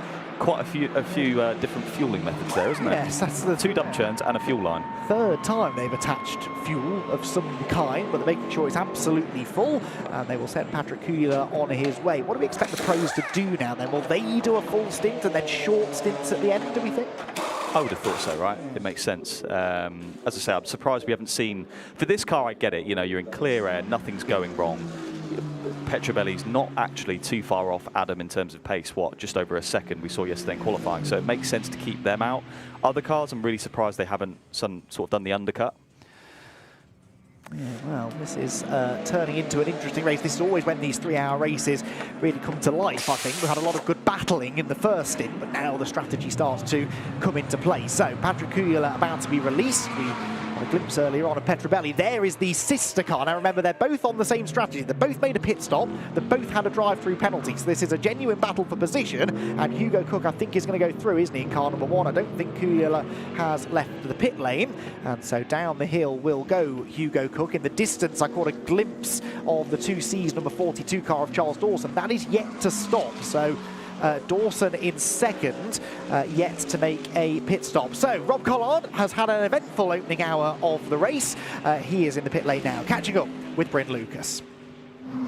Rob, it seems to be very tricky out there at the moment. There seems to be a lot of track limits going on, and you came foul to that as well, but there's a lot of traffic for you to deal with too. Yes, absolutely. I think I've got 2 track limits whilst overtaking with GT4s and one of them GT3s, so a bit unlucky, but it's the same rules for everybody.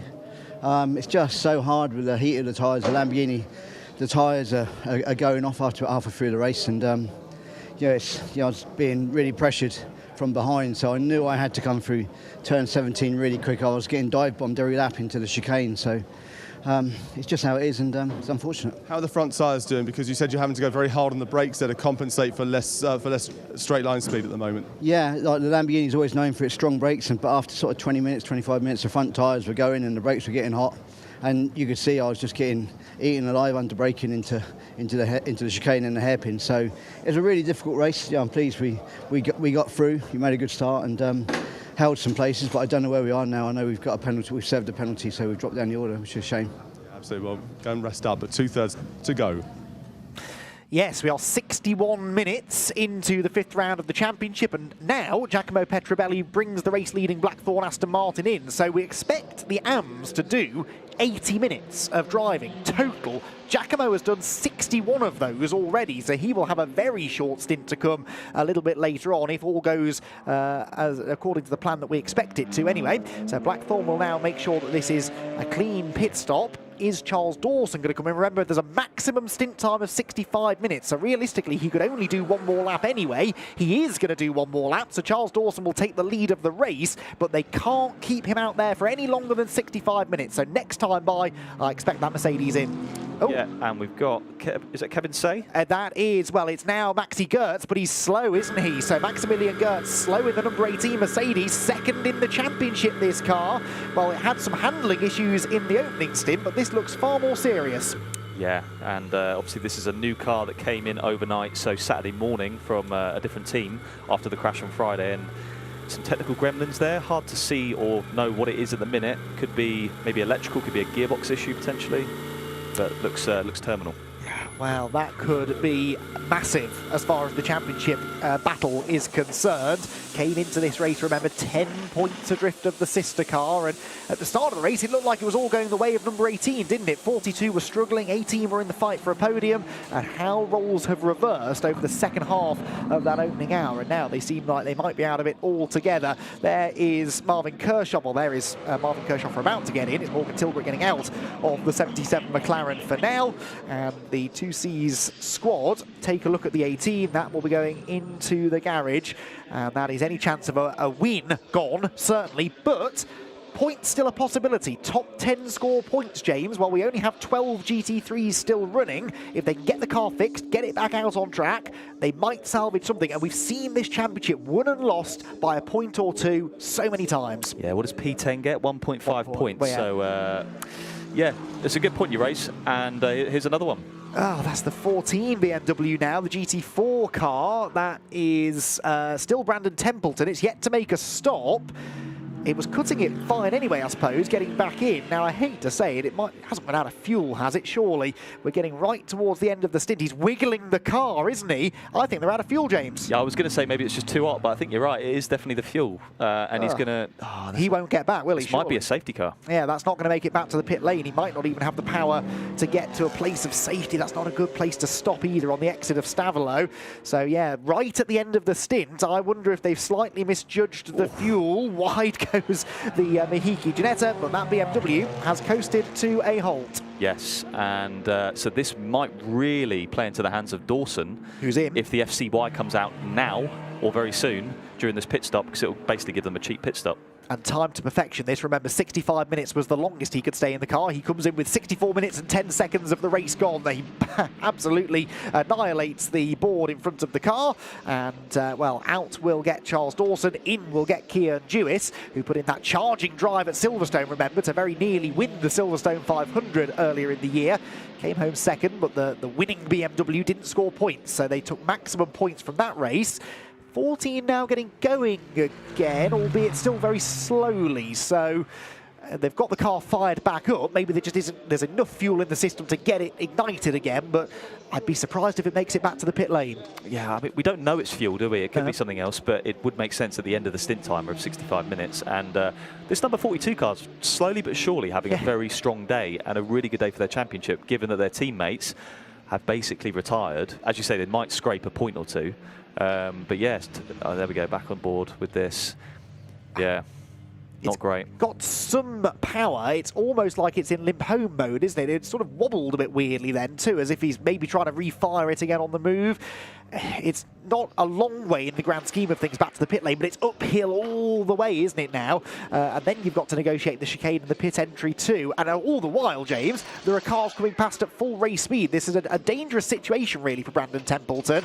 He'll be covered by yellow flags, obviously, but he will be praying for an opportunity to get that car off the track. Yeah, it's a good job the BMW's so big, because you can see it coming, can't you? But you're right, Blanchemont's a very dangerous corner at the best of times, let alone when there's a car almost stationary going through there. So that's Dawson, Jewiss leaving the box for the first of his stints. And here we go, here on board with the leader.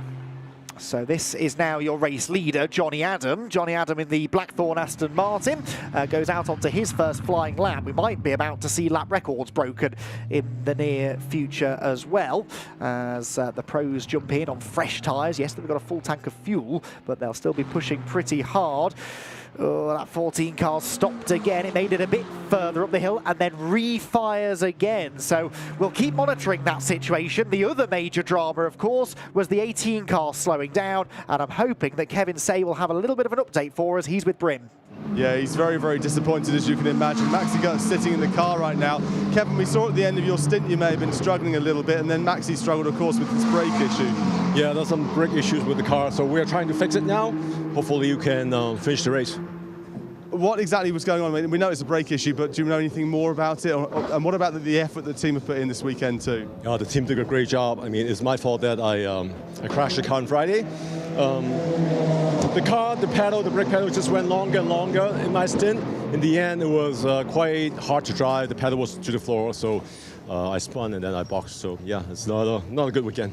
I know you're disappointed. Go away and just chill out, but thanks very much for chatting to us. Interesting to mention as well, Andy, very quickly, that on that car, we were talking to Maxi Götz the other day, and he was saying the ride height being lifted through BOP. They've lifted that ride height, made it very, very floaty around, so they were losing a bit of downforce because of that, so they may have been struggling a few times. We certainly saw Kevin struggle a few times out on track. That may have been part of the cause.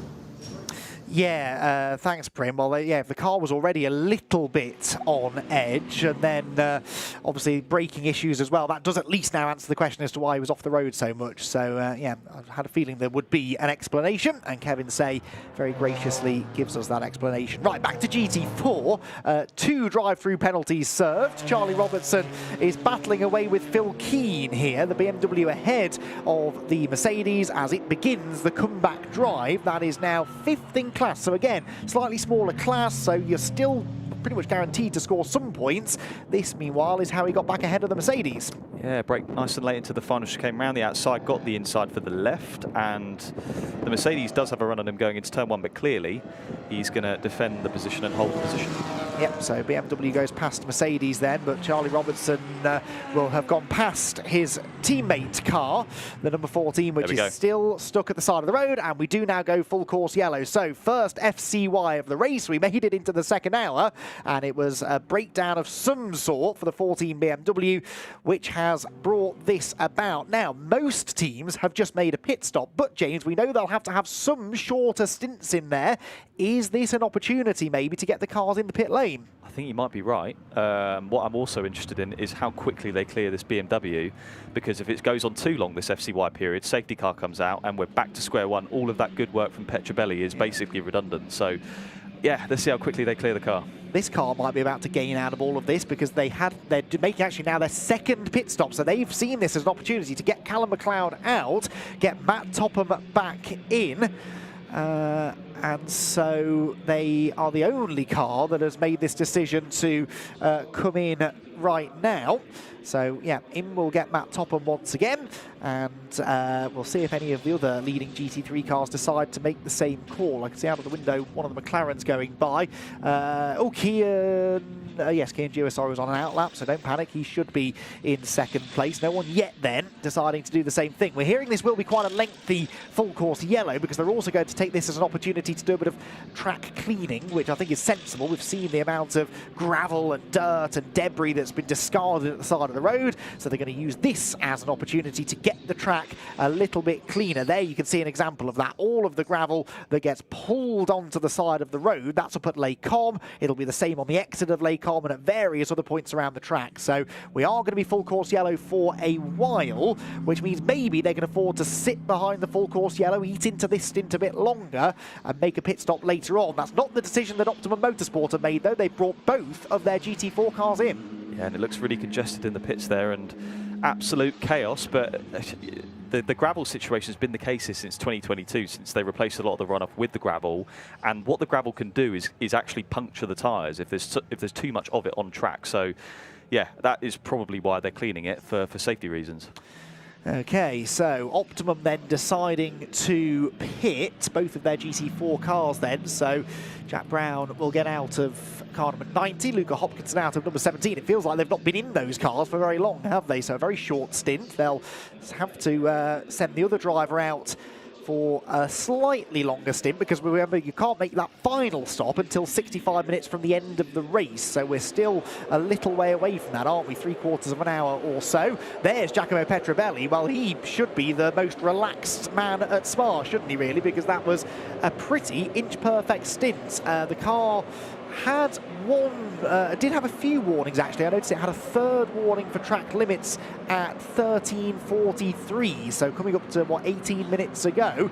So they're not completely free of track limits dramas, but they have such a big lead, they can probably afford something to go wrong. Well, you say that, but safety car's going to bunch them up. That's and good point. They've only got one track limit to play with. It's a tough ask for Adam and Petrobelli for the remaining 1 hour and 45 minutes to not get one. And the thing is, when you've got one left, you're like, that's all you can think about. So you're more likely to make a mistake, and you do underdrive a little bit, you lose a bit of time.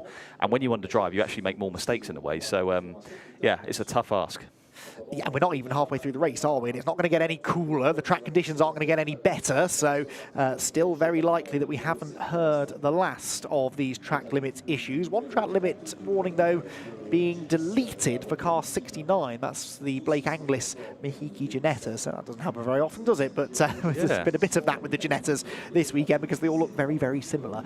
So maybe it was one of the other Mahiki cars. then actually we'll be copping a warning for that one. So we're under full course yellow, which means everybody slows down to full course yellow speed, and eventually the safety car will head out onto the circuit, pick up the race leader, and we will bunch them all together, and we have a bit of a mid-race reset. This is probably going to take us quite close to the 90-minute mark, I'd say, before racing resumes, and it is Johnny Adam who leads the way for Blackthorn Aston Martin. They're electing to keep Johnny in the car for now because they know that he will eventually get a bit of an opportunity to run at full racing speed. Of course, we've got the maximum driver time we have to think about as well of 100 minutes. No driver can do more than 100, so that will prohibit some teams from putting the AM back in. And the sweepers are out in force as well to make sure that the track is nice and clean. He is on it, isn't he? He is. What a line through Piff-Paff as well. And yeah, it looks on rails, that track there. But I'm surprised. I think we will definitely see some teams boxing under this FCY because it makes sense. You know, you get your AM back in, he does a little bit more of the race, and then you put your pro in for the final stint. You've made at least one of your stops cheap under this full course yellow. So maybe they're just longing it out a little bit more to get the driver times under control. Yeah. And because they know it's a long full course yellow, maybe in a lap or two we'll see some GT3s boxing, including this car. I think you're right, because if you think about it, lots of the AMs, let's take Charles Dawson, for example, he did 65 minutes. He can't do more than 100, so that leaves him now with 35 minutes that he can still do in the race, but they've got to get to an hour and 55 minutes before making the last stop to get within the 65-minute stint time. So they've got to keep these cars out for a while. They can't just put the AMs back in because they'll end up going over the maximum driver time before we get into the final stint of the race, if that makes any kind of sense. So I think that's why they're just cruising around for now, another 2 laps or so, and we might see them starting to come in. We get a look there at the total pit stop time for various cars, and the reason that there's an extra, well, 27.7 seconds probably for most of them is because the 2 Barwell Lamborghinis, the Optimum McLaren, they've had track limit penalties to serve. The number 3 McLaren, they're at 4 minutes because they've made 2 mandatory stops. They're the only car on that list to have made 2 stops, and Blackthorn 2 season Spirit of Race with 1 stop apiece. Matt Griffin is showing still as in 3rd position. I'm going to wait to see if that updates or not. They've made 1 pit stop, so Duncan Cameron's got out of that Ferrari. Matt Griffin has jumped into it. They will have gained something, though, because I think they did that in and around the time of the full course yellow.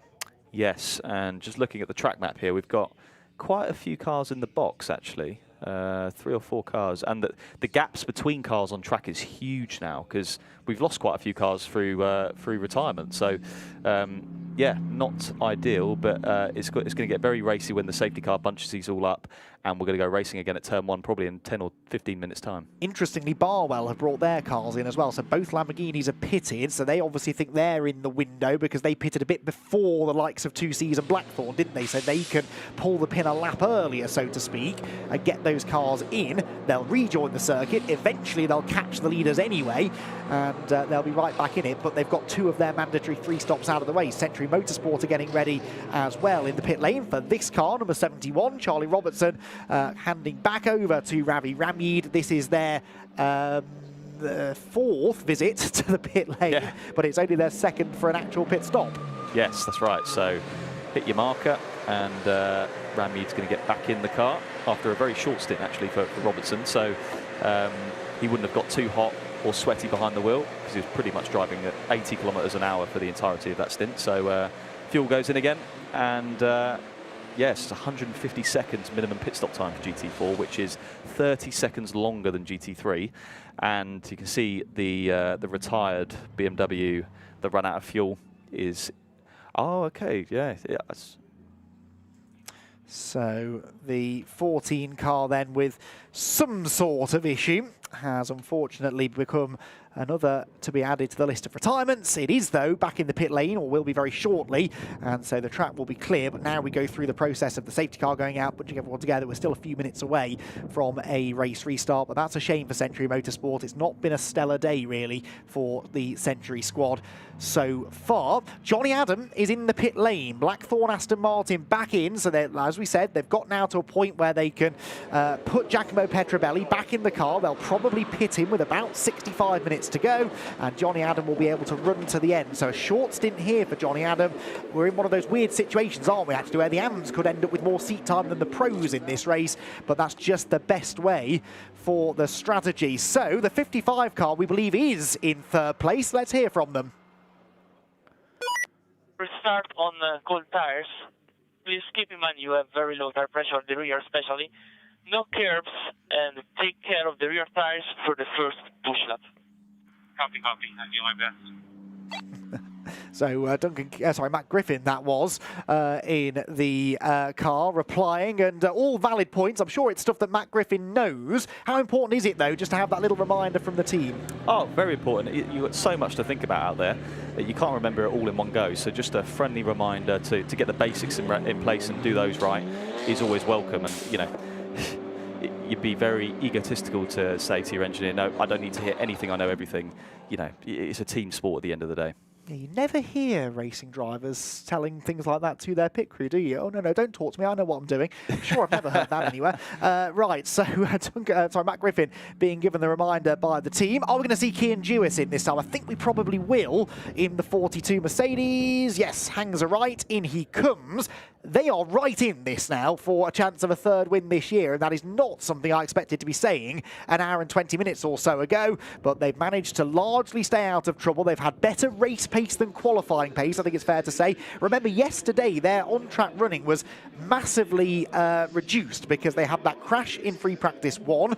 They missed most of that session. They were still repairing the car through most of the pre-qualifying sessions, so they only got about 10 minutes of the hour of that pre-quali. So the first time they really went out on track at full speed was qualifying. They put the car 6th, and they've got ever better since then. There's the safety car then, the Lotus safety car, picking up the Blackthorn Aston Martin, which, remember, has now got Giacomo Petrobelli back behind the wheel.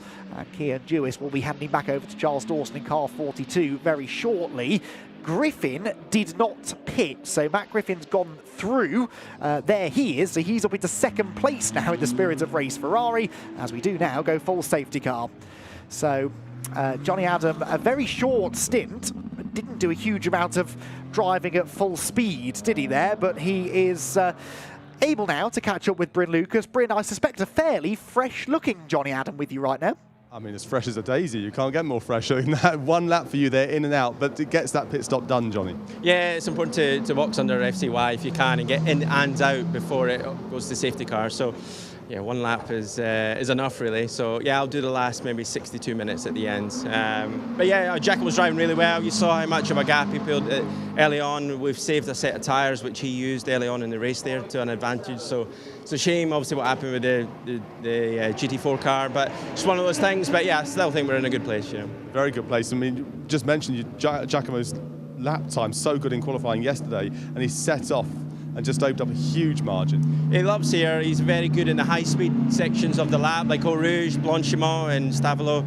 He's doesn't lack in commitment, put it that way. And this type of style of circuit and how good the car is in the high speed with the Aston really suits that whole package with him, and it gives him a lot of confidence. You could see as the stint goes on, a lot of the AMs really do suffer with the high speed balance of the car, but we seem to be really consistent with that. So yeah, team have done a great job with the setup. He's driving well and just need a bit of luck now for the rest of it. Driving well, and he needs to, because he's having more time in the seat than you are. So what's the plan? Is he going to stay out for, what, another 65 minutes, or what's the idea? We'll see how his pace is, really, but we're definitely making him work for it today. But he's driving so well. He's consistent in traffic as well, and his lap times are really strong. So yeah, make him work a bit harder today, and I'll take the little bit at the end.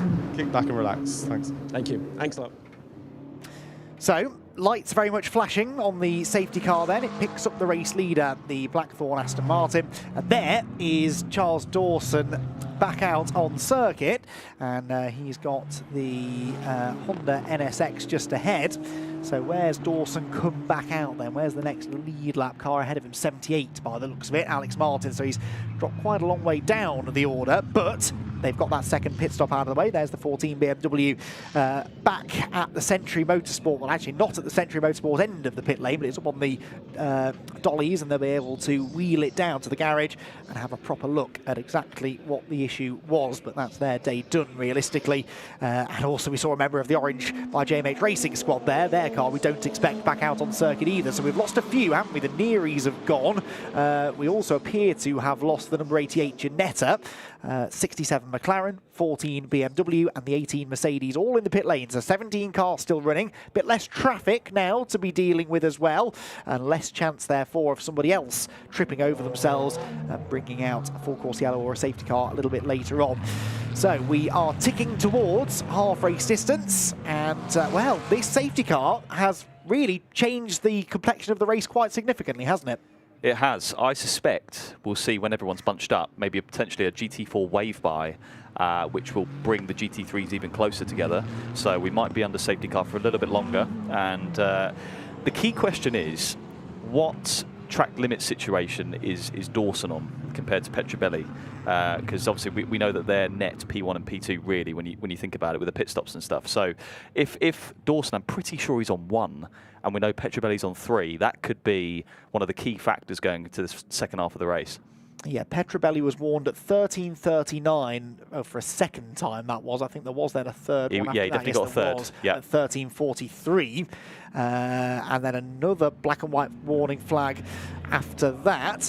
There is the 18 Mercedes being wheeled into the garage. So still some work going on with that car. That was already in the garage though, wasn't it? So they obviously were about to send it back out and then have decided that they're not going to do that. We don't believe there will be a GT4 wave around either, because they will not do that until all 3 mandatory pit stops have been completed. Because if you are a team who's done 3 stops and you're against other teams that have only done 2, you might be trapped a lap down. But why should you be waved back through, really? Because that's you know, that's the choice of strategy you've gone for. So they're going to wait till if we get a safety car in the last stint, realistically, before we have any wave around. So we will have GT4 cars in all likelihood in between the GT3 leaders, and that could add a little bit of further complication to the situation, as there Chris Salkeld looks on in confusion, I'd imagine, at the number 14 BMW. They'll try and diagnose what the issue was, I'm sure, and get that car sorted. Maybe get back out for some running at the end of the race. As I said, if you are running at the end and you've completed the required number of laps, will still score some championship points, and that car is 3rd in the GT4 championship. So, safety car heads up towards Les Combes. I believe we've got a further update on the 14. Bryn, what can you tell us?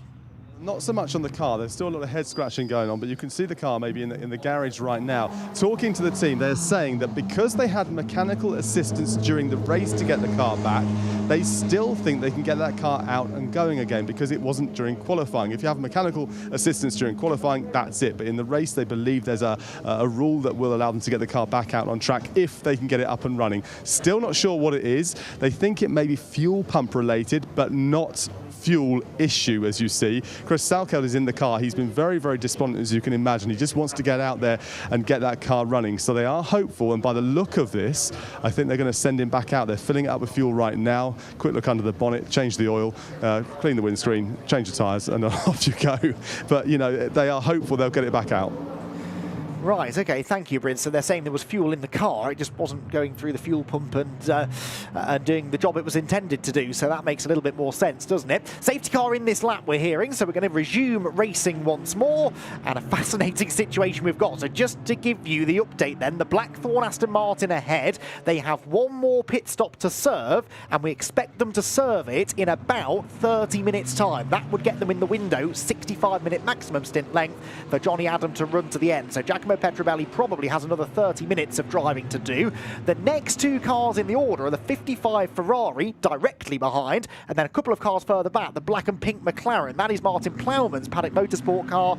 Neither of those cars, interestingly, have chosen to stop during the full course yellow procedure, so they're on 1 mandatory stop. They will drop out of contention more than likely when they make their further stops. The next car that's made 2 is the Matt Topham-driven number 3 Optimum McLaren. They suddenly have leapfrogged ahead of the Barwell Lamborghinis, ahead of the 2Cs Mercedes, ahead of the 77 Optimum McLaren, and they are up into 4th position. They, along with the number 1 Lamborghini, 78 Lamborghini, they've made 2 mandatory stops. stops, and they're on the same strategy, basically, as the race-leading Aston Martin. So that, generally speaking, is where we are with strategy. But let's, for now, focus on the restart. Giacomo Petrobelli, is he going to go early? Is he going to go late? I'd suggest early, because he's dropped way, way, way back from the safety car. He's giving himself a lot of breathing room to accelerate into. And has he now hit the loud pedal? I think he has, heading out of Blanchiment. To be fair, though, James, Matt Griffin goes with him. I was going to say, this is not going to be a repeat of the beginning of the race. We've got a pro behind an AM, so I think we might see Griffin all over Petrobelli, especially in these opening few laps. So let's see, when does the move come? Not before the line, remember, Matt Griffin. Be careful, he pulls alongside the Aston Martin, crosses the line, 74 thousandths of a second behind. That was perfectly judged, gets his nose ahead and outbreaks the Aston Martin into La Source. So Ferrari lead in the British GT Championship. It's been a long time since we've been able to say that. And Matt Griffin, a real veteran of the British GT Championship, leads the way down the hill into the Eau Rouge and Raidillon section. Matt Griffin, who debuted in British GT all the way back in 2003, and here he is leading a race once again. This is the Barwell battle, meanwhile. Remember, this group of cars all on the same strategy, and that was a really good run over Raidillon for Alex Martin. He's alongside Rob Collard heading towards Les Combes. Yeah, and he's got the toe of the McLaren in front, so he should be ahead by the time we get to Les Combes. Very smart from Giacomo Petrobelli, because they know that Griffin's not in their race. They've made one less pit stop, so just let him go. Don't get involved in any silly incidents, and overall, you'll still be the leader. So, yeah, smart driving. And so well judged by Griffin to cross the line, just a nose behind Petrobelli. If he'd have been a nose ahead, that would have been a penalty, wouldn't it? So, really, really nicely done. Oh, that's Charles Dawson, isn't it? Battling with Jay Bridger. Jay Bridger's Honda up into 7th position now. They've only made one pit stop. Behind is Andrew Howard in the Beechdene Aston Martin. They've made 2. So Howard and Dawson on the same strategy. We've suddenly got cars battling each other for position who hadn't seen each other all race long, and they're on the same number of pit stops. It's always the way in these 3 hours. It was the same at Silverstone. There'll be teams at the end of this thinking, we could have won that if they nailed the strategy. But the beauty of hindsight, in the moment, it's hard to make the right calls. And so far, it's a bit all over the place, but it's gonna sort itself out. And behind, look, an all-McLaren battle. That's the 67. That's a very quick repair by the Orange Racing by JMH squad. They've got that car back out there. It is who in the car at the moment? Marcus Clutton, so another pro driver, and ahead of him Morgan Tilbrook and Am, but they are multiple laps apart. That 67 car currently classified 8 laps down, but Marcus Clutton keen, of course, to show us all what he's capable of and make sure that they shake the car down well as well. So I'm sure Tilbrook won't put up too much of a fight. Here comes the GT4 battle, by the way. Jack Mitchell leads in the 84 Ginetta. Second is Ed McDermott in the Endurance Cup Mercedes, and they've made one more pit stop than the leading Ginetta. So Mahiki Racing have not necessarily played the strategy perfectly. This is the fight for 4th between the top 2 in the championship, and it is Mark Warren just ahead of Ravi Ramyeed. Yeah, it's very close in GT4, apart from the gap from Mitchell and McDermott, which is 6 seconds, and that might have been due to the fact that GT3 cars were in the way behind the safety car. But a move here. Oh, he's gone deep, Ramyeed, but yeah, he's not managed to make the overtake. Oh, a spin for McDermott. Oh, from 2nd place in GT4, Ed McDermott pointing the wrong way, and this is an awkward place to try and rejoin. Luckily, I think most of the field have gone through, so the green and gold livery, very retro livery on both of those Team Parker Racing Mercedes, isn't it? And good-looking cars, well presented. Ed McDermott very enthusiastic about his racing, but wasn't quite so enthusiastic with the way that his run through the chicane just went. So, all kicking off as we expected after the restart. Charles Dawson here on the attack and needs to try and clear this Honda as quickly as he can. It's not on the same strategy, it's not in his race, but it is very quick in a straight line, so it's an easy car to pass. Yeah, good luck getting past that thing in a straight line. It's an absolute rocket ship. But yeah, I think McDermott, yeah, just on traction, maybe he clipped the curb on the inside, but just looped it round, which when the field is this bunched up is really painful because, yeah, you lose a lot of time. So out towards Bruxelles they go. Dawson to the outside. Is there a way through there? I don't think there will be. And now he gets stuck behind Jay Bridger a little bit as they head down the hill. Remember, Jay is the silver graded driver. That Honda is a silver AM pairing. So Chung Chong-ip is a bronze graded AM driver. Jay Bridger is not a full-blown pro. He's an aspiring pro. So he's a silver category driver. Still in theory a little bit quicker than Charles Dawson. But we know Charles is a very, very good AM.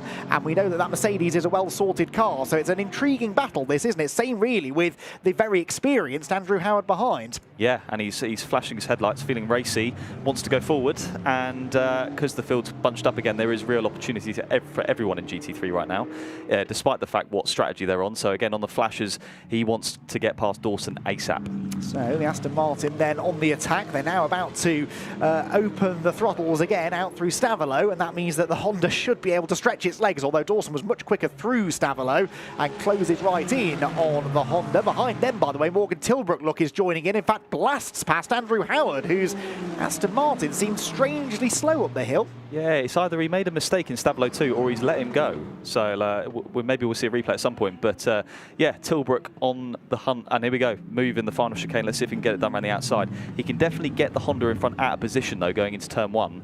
And then maybe get the run down up to Lecombe. Let's see. Let's see then. Good exit from the chicane for the Mercedes. But the Honda gets off the corner really well. And now he's got the charging Tilbrook behind. Tilbrook's on an absolute mission. Look, pulls to the outside. And remember, this has championship connotations as well. He goes around the outside of both of them. Fantastic. No, runs out of room. Through goes the Honda. Back through goes Dawson. 10 out of 10 for commitment for Tilbrook, but couldn't quite make it stick.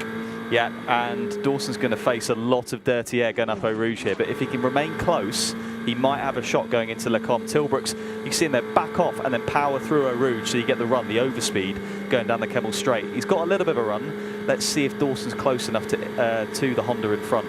And remember, the McLarens are good in a straight line as well, so Tilbrook closes in. The Honda's defending, but is well ahead of the Mercedes as we turn into Lecombe. So a fascinating battle, this. The trouble is, it's going on 22 seconds behind the race leader, 20 seconds behind Petrobelli, who's the leading car on 2 pit stops. So that's the car they're chasing, and they're still 20-odd seconds behind. There was almost an opportunity there for Dawson, but again, Jay Bridger gets the door closed. Dawson to the outside into Brussels, does not want to give a position away here to Tilbrook, but this might get him the inside line into turn 9. It does. Tilbrook tries to follow, will follow, and in fairness, Bridger knew he was beaten there, didn't he? Yeah, it's not often you see bronzes harassing a silver, and Bridger struggling, but a lovely move there from Dawson. Yeah, really, really good stuff from Dawson round the outside, and Kiern Jewiss, I'm sure, was nodding with approval from the 2C's garage, and Andrew Howard going through also means that he's just moved into the Silver Am lead, so Andrew Howard in the Beechdene Aston Martin takes the class lead away from the Honda as well, and that perhaps is why Andrew Howard,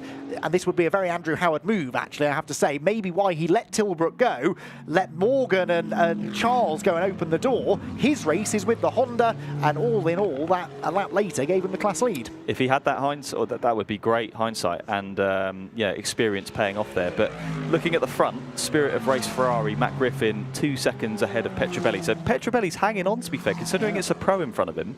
He's definitely hanging on.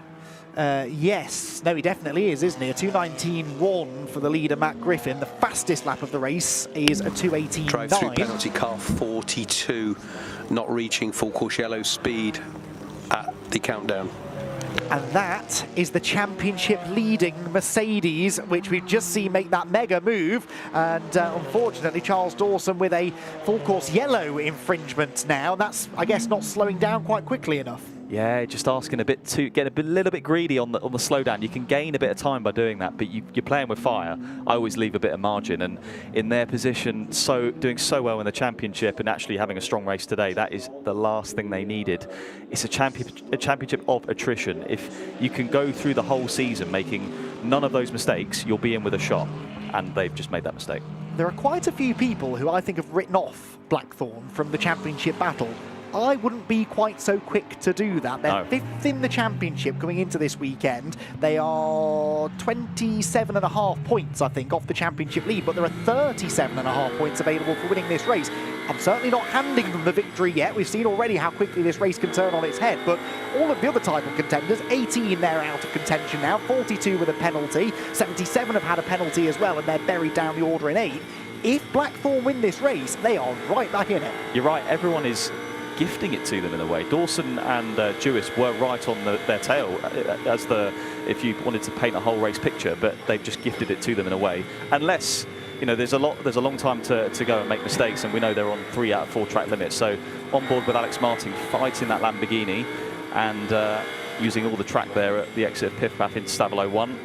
a lot of curb on the inside actually, and then we're going to hopefully be flat through Stabilo 2, despite the fact we've got a bit of dirty air in front from that McLaren. He had to lift a little bit because there was, I suppose, a bit of dirty air, and the tyres are, they should be fairly fresh actually, because they've all just boxed semi-recently. So, and yeah, going back on board then with the Aston Martin going into the final chicane. Yeah, this is Martin Plowman closing in on Petrobelli. Plowman pro driver. Petrobelli, of course, having made an extra pit stop as well, so it's not a genuine fight for position this really, but it's nice to see the Paddock Motorsport car running in a podium place. Slightly artificial because of the pit strategies, but it's fair to say that Paddock Motorsport's last couple of years in the championship have not been trouble-free, so nice to see Martin Plowman get a little moment in the spotlight up there fighting for second position. And then you've got Topham and Martin. This is a genuine fight for position. It's a net second place in a way, isn't it? Because of those who have made 2 pit stops, these are the second and third place cars.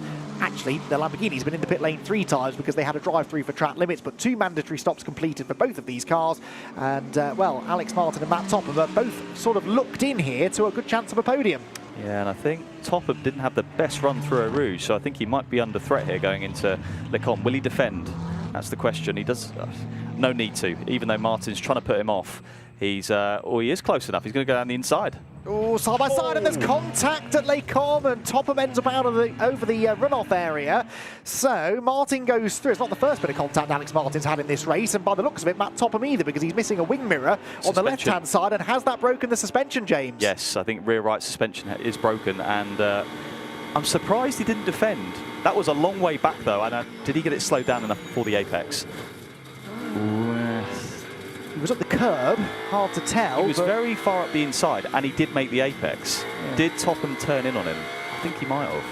This is where I'm glad I'm a commentator, not a steward, because that would be a tough one to call. But the end result is that the Optimum Motorsport McLaren, which I was just saying was in a really good position maybe for a podium, unfortunately is destined for the pit lane with broken suspension. The second McLaren to suffer broken rear suspension, of course, in this race. There is the Honda in, so Jay Bridges had enough, and he's handing back over to Chun Jong Gip again for their second pit stop of the race. They will have to make an extra one. They'll be doing a completely different strategy to those that have already made 2 stops. Those who have made 2 stops will be just wanting to get within that 65-minute window to the end, whereas some of these teams pitting now will have to go quite a bit further.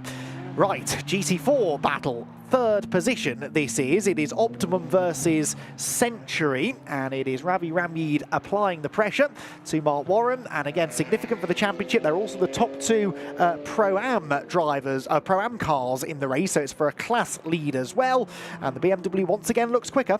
Every time this season we look at these cars, they're always glued to the hip, aren't they? They're always having a fight. And yeah, Ramyeed putting the pressure on. They've got a lot of work to claw back that championship lead. They're 50 points off going into this race, but there's a lot of points to be gained here at this endurance round, and there's a long way to go. So if they can get the move done, it's a start, isn't it? Yeah, so through the piff-paff they go, and the McLaren then staying ahead for the time being. Ravi Ramyeed, who's already incurred the wrath of the race director once in this race, is now once again trying to attack, but without going over the white lines. Don't pick up a penalty. Team manager of car 14, by the way, to the stewards. Now, I do notice, James, that Chris Solkeld is out on track in that number 14 car, but I suspect that, contrary to what Bryn thought, maybe he shouldn't be out on track. Something to do with that, isn't it? It's not about track limits. It's not about a move that went wrong. It's definitely about the way they've rejoined the race. So that'll be interesting to monitor that. But more track limits coming in for car number 3, which is Matt Topham. So yeah, that might have been actually when he had that contact with who's it again? Tilbrook. Yeah, I don't think Topham gained an advantage when he went over the runoff area at Le Combe, but he did exceed track limits, I suppose. That car, by the way, is back in the pit lane. There it is, being wheeled back into the garage. The Beechstein crew watching on, and the number 3 McLaren. That's a shame, because that's another car that really needed a good result, actually, just from a morale point of view. And sadly, that is not going to happen now after that little bit of contact with Alex Martin. And Alex up into 4th place as a result of that, with Rob Collard into 5th. They are, as I said, 2nd and 3rd place cars that have made 2 pit stops, but they are about 13 seconds, give or take, adrift of Giacomo Petrobelli who's on the same strategy, so it still looks good for the Blackthorn Aston Martin. In the background, I caught a glimpse there of the 42 Mercedes. That's back out on the circuit now, as here we check in with our GT4 leader. We haven't seen a lot of them, but Jack Mitchell leads the way in the Mahiki Racing Ginetta. But to go back to the point I was making before, James, they're the only car really in contention in GT4 that's only made one stop. Yes, that is very important for the overall race. But looking at the lap time, so GT4 track record in the race is a 29.4 from last year, and we're nowhere near that really. We're seeing the quickest a 31.0, so or 30.6 actually from the Ed McDermott car, probably in the hands of Seb Morris. So and GT3, we're still about 3 seconds off the track record, and we're going into Pau on then some. This is the GT3 lapping the GT4 traffic, and yeah, hopefully that car's feeling a bit nicer than it was earlier in the hands of Kevin Say. Yes, with that brake pedal that was going long and forcing, unfortunately, a few moments out of Kevin Say when he was out on circuit. So anyway, back to the GT4 battle. Mark Warren keeping the BMW of Ravi Ramyid behind him. Now, it's difficult to keep track of how many pit stops have 71 cars made because of all its penalties. I think it's on 2. I think all of the GT4 cars, pretty much apart from Mitchell, are on 2 mandatory pit stops that have been made. And so the BMW then gets in the slipstream. Looks maybe for an opportunity to get the run through Blanchimont. The GT4 cars coming a bit closer together at high speed than the GT3s can, and maybe there's an opportunity on the brakes into the chicane. But we saw in that first stint, didn't we, James? The McLaren's not an easy car to outbrake. It's not, and especially given the Beamer's had a bit of a turbo reduction overnight, it makes it a bit harder to get close before the braking zone. But he's putting the pressure on, and like you said earlier, if you're in this position, it's all about how close can you be to the driver in front for as long as possible. That equals pressure, and that pressure over time is going to increase the heart rate in the driver in front. He's going to get less and less comfortable. He's more likely to make a mistake, and we've seen what it can do. It can lead to an overtake. So it's not in vain. The closer you can follow, the better. So down the hill they head again. McLaren ahead for now, and they are now 15. Car 14 is being shown a black flag. Car 14, you must return to the pits. They are now 15 seconds adrift of the race leader, 14 now being black flagged. That means they're not being scored. So you can carry on running if you want, although you shouldn't, but you will not be scored in the race, and they're being told that they need to come into the pit lane. That car is no longer part of the race, and this is because the regulation does not say that you are allowed to get back out on circuit having received outside assistance. That was the team's opinion. The team passed that on to Bryn, but that was obviously their understanding of the rules. Peter Daly, though, I'm sure, also has a clear understanding of the rules, and he's saying, nope, that car needs to retire. At least Chris got his 3 or 4 laps in, and he's had his fun at Spa. I suppose so. There's very small pleasures in life, I suppose. Chris Salkeld will be taking out of this race. That won't be much consolation, but anyway, he will, I'm sure, heed that warning from race control and very shortly pull into the pit lane to become the first GT4 retirement of the race. We've actually now got all but 2 cars still running. Lots of the cars that came in earlier have got back out on circuit, so it's now only the Optimum McLaren, number 3, and the Team Aber Racing Mercedes, which is probably already loaded up in the truck, ready to go home. Those 2 not running, but everyone else still circulating for the time being. So we've been following this battle for a few laps now, James. Ravi Ramyid just not able to get close enough in the right bits of the track, which is odd because in the first stint he was. Indeed, I've just heard actually number 3, Matt Topham, who got involved with that incident at Le Combe, has a bent track rod, so I think they're fixing it, and then he'll be back out to, as you say, claim some, maybe a point and a half or 2 points, because there's not too many cars remaining, so even if you have an incident, you can still bag some points. Yeah, so bent track rod then for the number 3 car. Yeah, you're absolutely right, because of the cars that aren't running, 2 of them are GT3s. Admittedly, the number 3 car is one of those, but we had 13 GT3s to start with. The top 10 finishers score points, so yeah, well worth getting back out there. Ramyid climbs the curb through the chicane, really attacks the second part of the chicane and looks to try and generate a run onto the main straight, but these 2 cars suddenly seem very evenly matched. Such a shame, isn't it, that Ramyid had that crash at Oulton Park, and there wasn't really a lot he could do about it. He got squeezed onto the grass, it was wet, he spun into the barriers and the damage was done.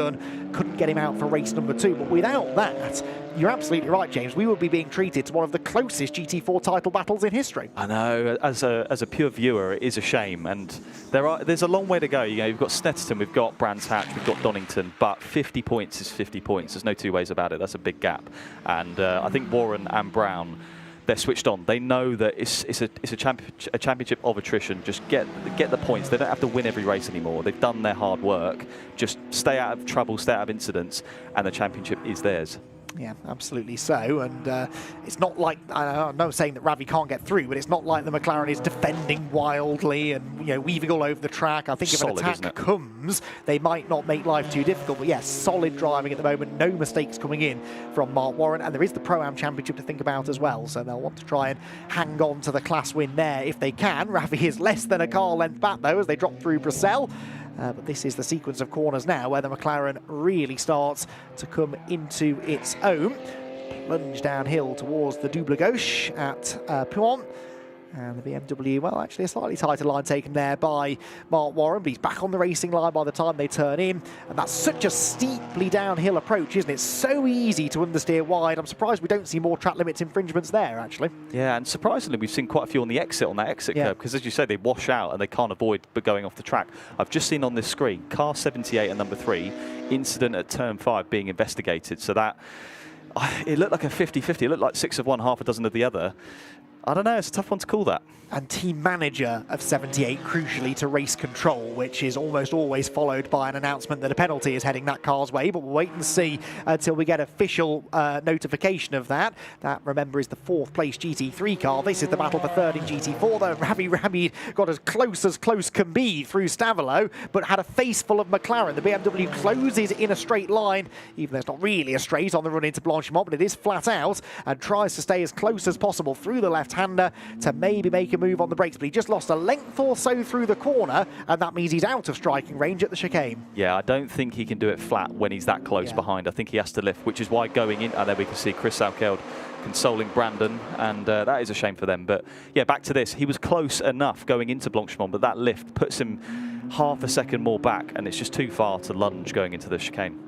Yeah, so unfortunately for Ravi, he's not been able to make this move. I'm intrigued as to why he's not been able to put up more of a fight at Les Combes, because remember, that's where he breezed round the outside of the McLaren in the opening stint. I say breezed, but he wasn't quite that easy, but he did get alongside and outbraked Mark Warren in the first part of the race. But Mark now seems to be getting out of this corner better, doesn't he? And sort of learning that this is the McLaren's weakness in a straight line, so he needs to be fully pinned through Raidillon, which he has been, look, because the gap again goes out, and there's no way, even with supposedly a really good car in a straight line, that the BMW is going to close in. Yeah, and here are the Barwell Lamborghinis, and not doing too bad actually. P4, P5, slowly but surely working their way into the race, and yeah, you can always trust Barwell to have a good strategy, apart from Oulton Park, where they got it completely wrong with the rain. They're on a decent strategy here by the looks of it, and yeah, if Eau Rouge and Blanchimont didn't exist, we'd see way more overtakes into those subsequent corners. But I'm glad they do exist, especially Eau Rouge, because that would be pretty sad if that didn't exist.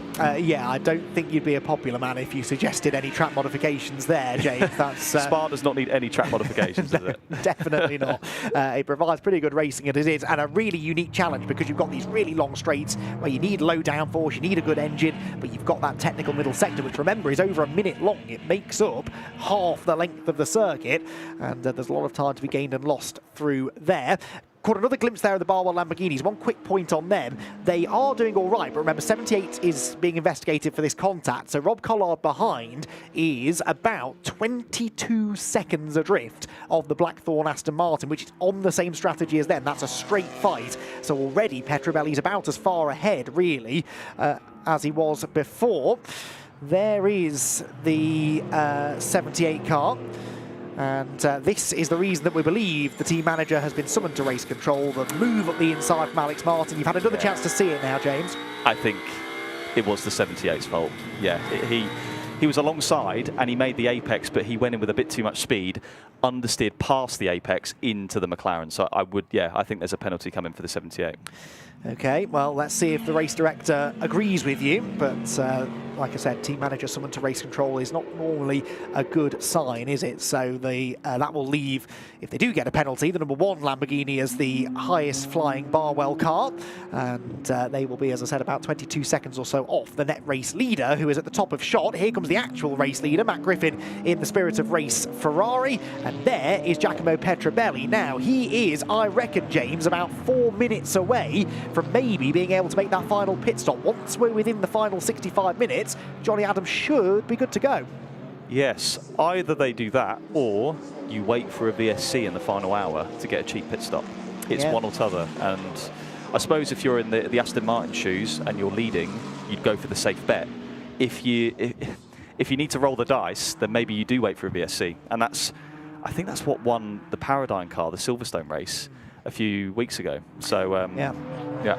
No, good point. There are other cars, of course, that are on this strategy as well. I think one of the Barwell, in fact, both Barwell cars pitted at about the same time, as did the 42, but that's a long way down the order now after its various issues. Ooh, this could be a hairy moment for the race leader coming through on this GT4 battle we've been following, but Griffin has seen and done it all, hasn't he, in GT racing? He knows where to pick his moments against the traffic and manages to get through quite nicely. As far as other cars that are on his strategy, well, he's 4 seconds ahead of the Paddock Motorsport McLaren, which never has found a way past the Aston Martin. So Martin Blaumann just hasn't been able to get past Giacomo Petrobelli at any point, despite being a pro driver versus an AM.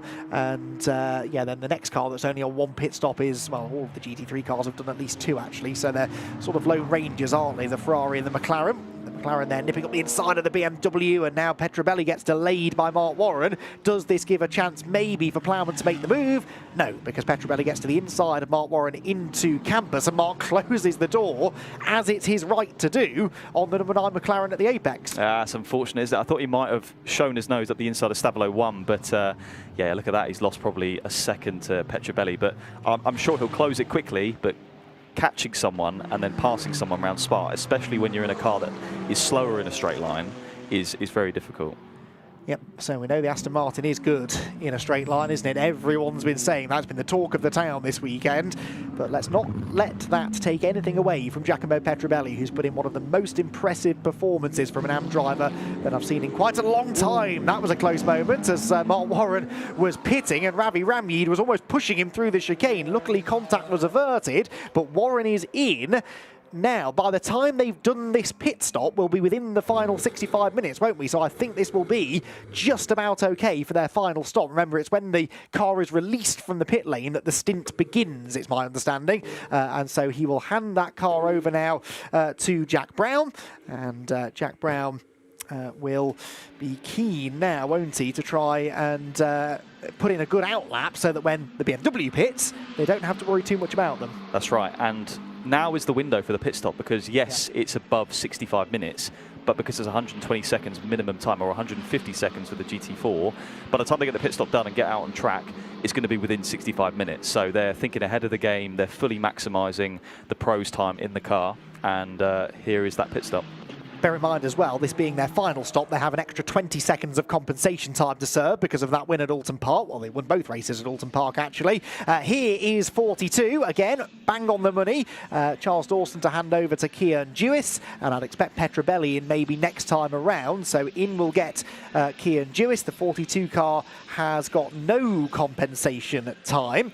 So the car that's won twice already this year, it did not have a good time at Oulton Park, though, did it? Picked up only 2 points from those 2 races, which is why the championship has become an awful lot closer as we head towards the midway point of the season. In fact, the 90-minute mark of this race marked the halfway point of the season, so we're officially in the second half of the year now for British GT. Flown by, isn't it? I know, absolutely flown by. Still, though, don't worry, 4.5 races to go.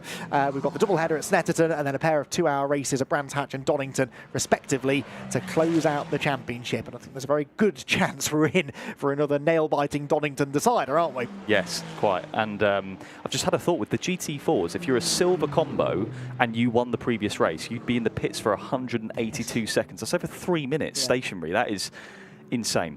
Which is more than a lap, right? It's 2.5 minutes a race lap for a GT4 car. So yeah, that's that is why they try and be as fair as they can be, race control, with things like full course yellows and safety cars, because if you slip a lap down through something like that, you shouldn't really be punished any further, should you? Not that we've seen a silver win yet. No, very good point, very good point. Pro-Ams have had their way, haven't they? Right, in comes Petrobelli, as we sort of expected.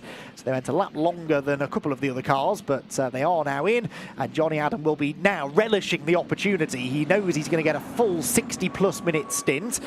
They will probably put some new tyres on for him as well, and his job is simple. Don't exceed track limits, don't crash. Johnny Adam doesn't crash very often anyway, and keep the car in one piece, and maybe, just maybe, that victory could go the way of Johnny Adam. Remember, Johnny is looking for win number 20 in the British GT Championship, which would break this long-standing tie-break that he's had with Phil Keane for the most GT3 class wins. They've both won 19 times in the GT3 class.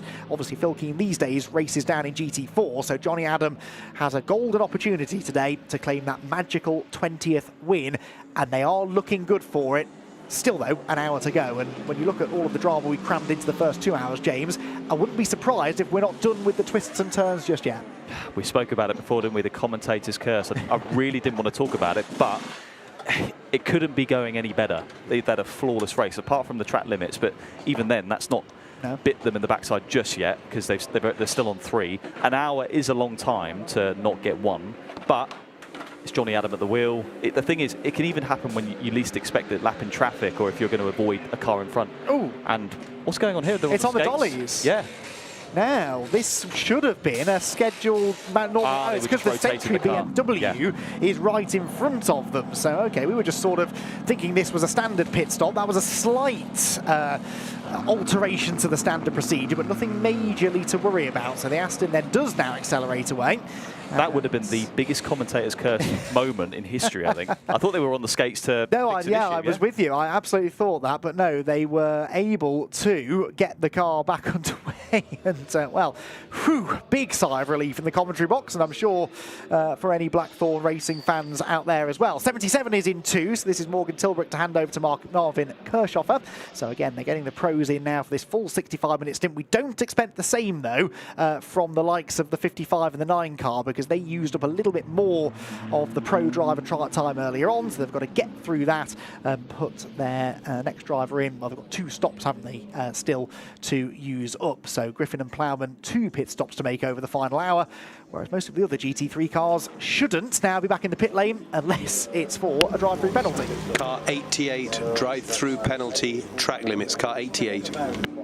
Case in point, that's the Ian Duggan Mahiki Racing Ginetta. Out of the pit lane goes the 17 McLaren. So we've had leaders in for GT4 now as well. So Jack Mitchell's been in the 84 Ginetta. That, remember, was for their second stop, though. They've got one more stop still to go. The 17 McLaren, which had an extra 15 seconds of compensation time to serve. The 12 seconds for being a Silver Cup entry as well. So that would have been a very long pit stop for them. And a couple of other GT4 cars, I think maybe, yes, the Ed McDermott-driven Mercedes has been in as well. 78, a 10-second time penalty added to your pit stop, causing a collision with car 3. Car 78, 10-second penalty in your pit stop. Which is being served now. So that's the Alex Martin Lamborghini. James, you sort of predicted that. That's because of the contact they had with the Matt Topham McLaren earlier on. And Alex Martin and Rob Collard in at the same time, look, but car number 1 will be released quite a bit sooner than car number 78. Yeah, and it'll need to go on the skates like we saw with the Aston Martins. Otherwise, it can't go forward, can it? So, yeah, we sort of predicted that. I needed a couple of looks at it to see if it really was the 78's fault, but it was. It's not a big penalty. It's not a stop-go. It's not a drive-through. It's only a 10-second loss. But still, when it was as close as it was in the midfield, that's going to cost them. Indeed so, and not ideal that they've come in this way round, really. They'd have rather had the number 1 car in front with a clean exit and 78 able to sit behind. But anyway, 78 will be released a little bit later. They came in only 0.8 of a second apart as well, so this is going to be quite a time loss for the 78 car. Tyre change going on. Very congested down there with team members rushing around both cars with tyres in hand. Not the easiest things to do in such a confined space, but the teams are well drilled in this. Barwell Motorsport in particular know what they're doing, and they will release car number 1 with Hugo Cook. What's going to happen here? Oh yeah, they're going to push it back, aren't they? So rather than use the dolly, they push it back, And they've got time because there's a minimum pit stop time, remember, for both classes. In GT3 it's 120 seconds from pit in to pit out. Some of the teams say we've got 15 or 20 seconds to play with, so they have time to do that. Won't have cost them too much. Right, so we're still almost 3 seconds off the lap record in GT3. I think that's about to change because we've got the pros in now. Last time the pros got in, the safety car came out almost immediately, or the full course yellow did. So let's see what these GT3s can do. It's a hot day, but so I don't think we'll see a new lap record, but we should get fairly close, hopefully.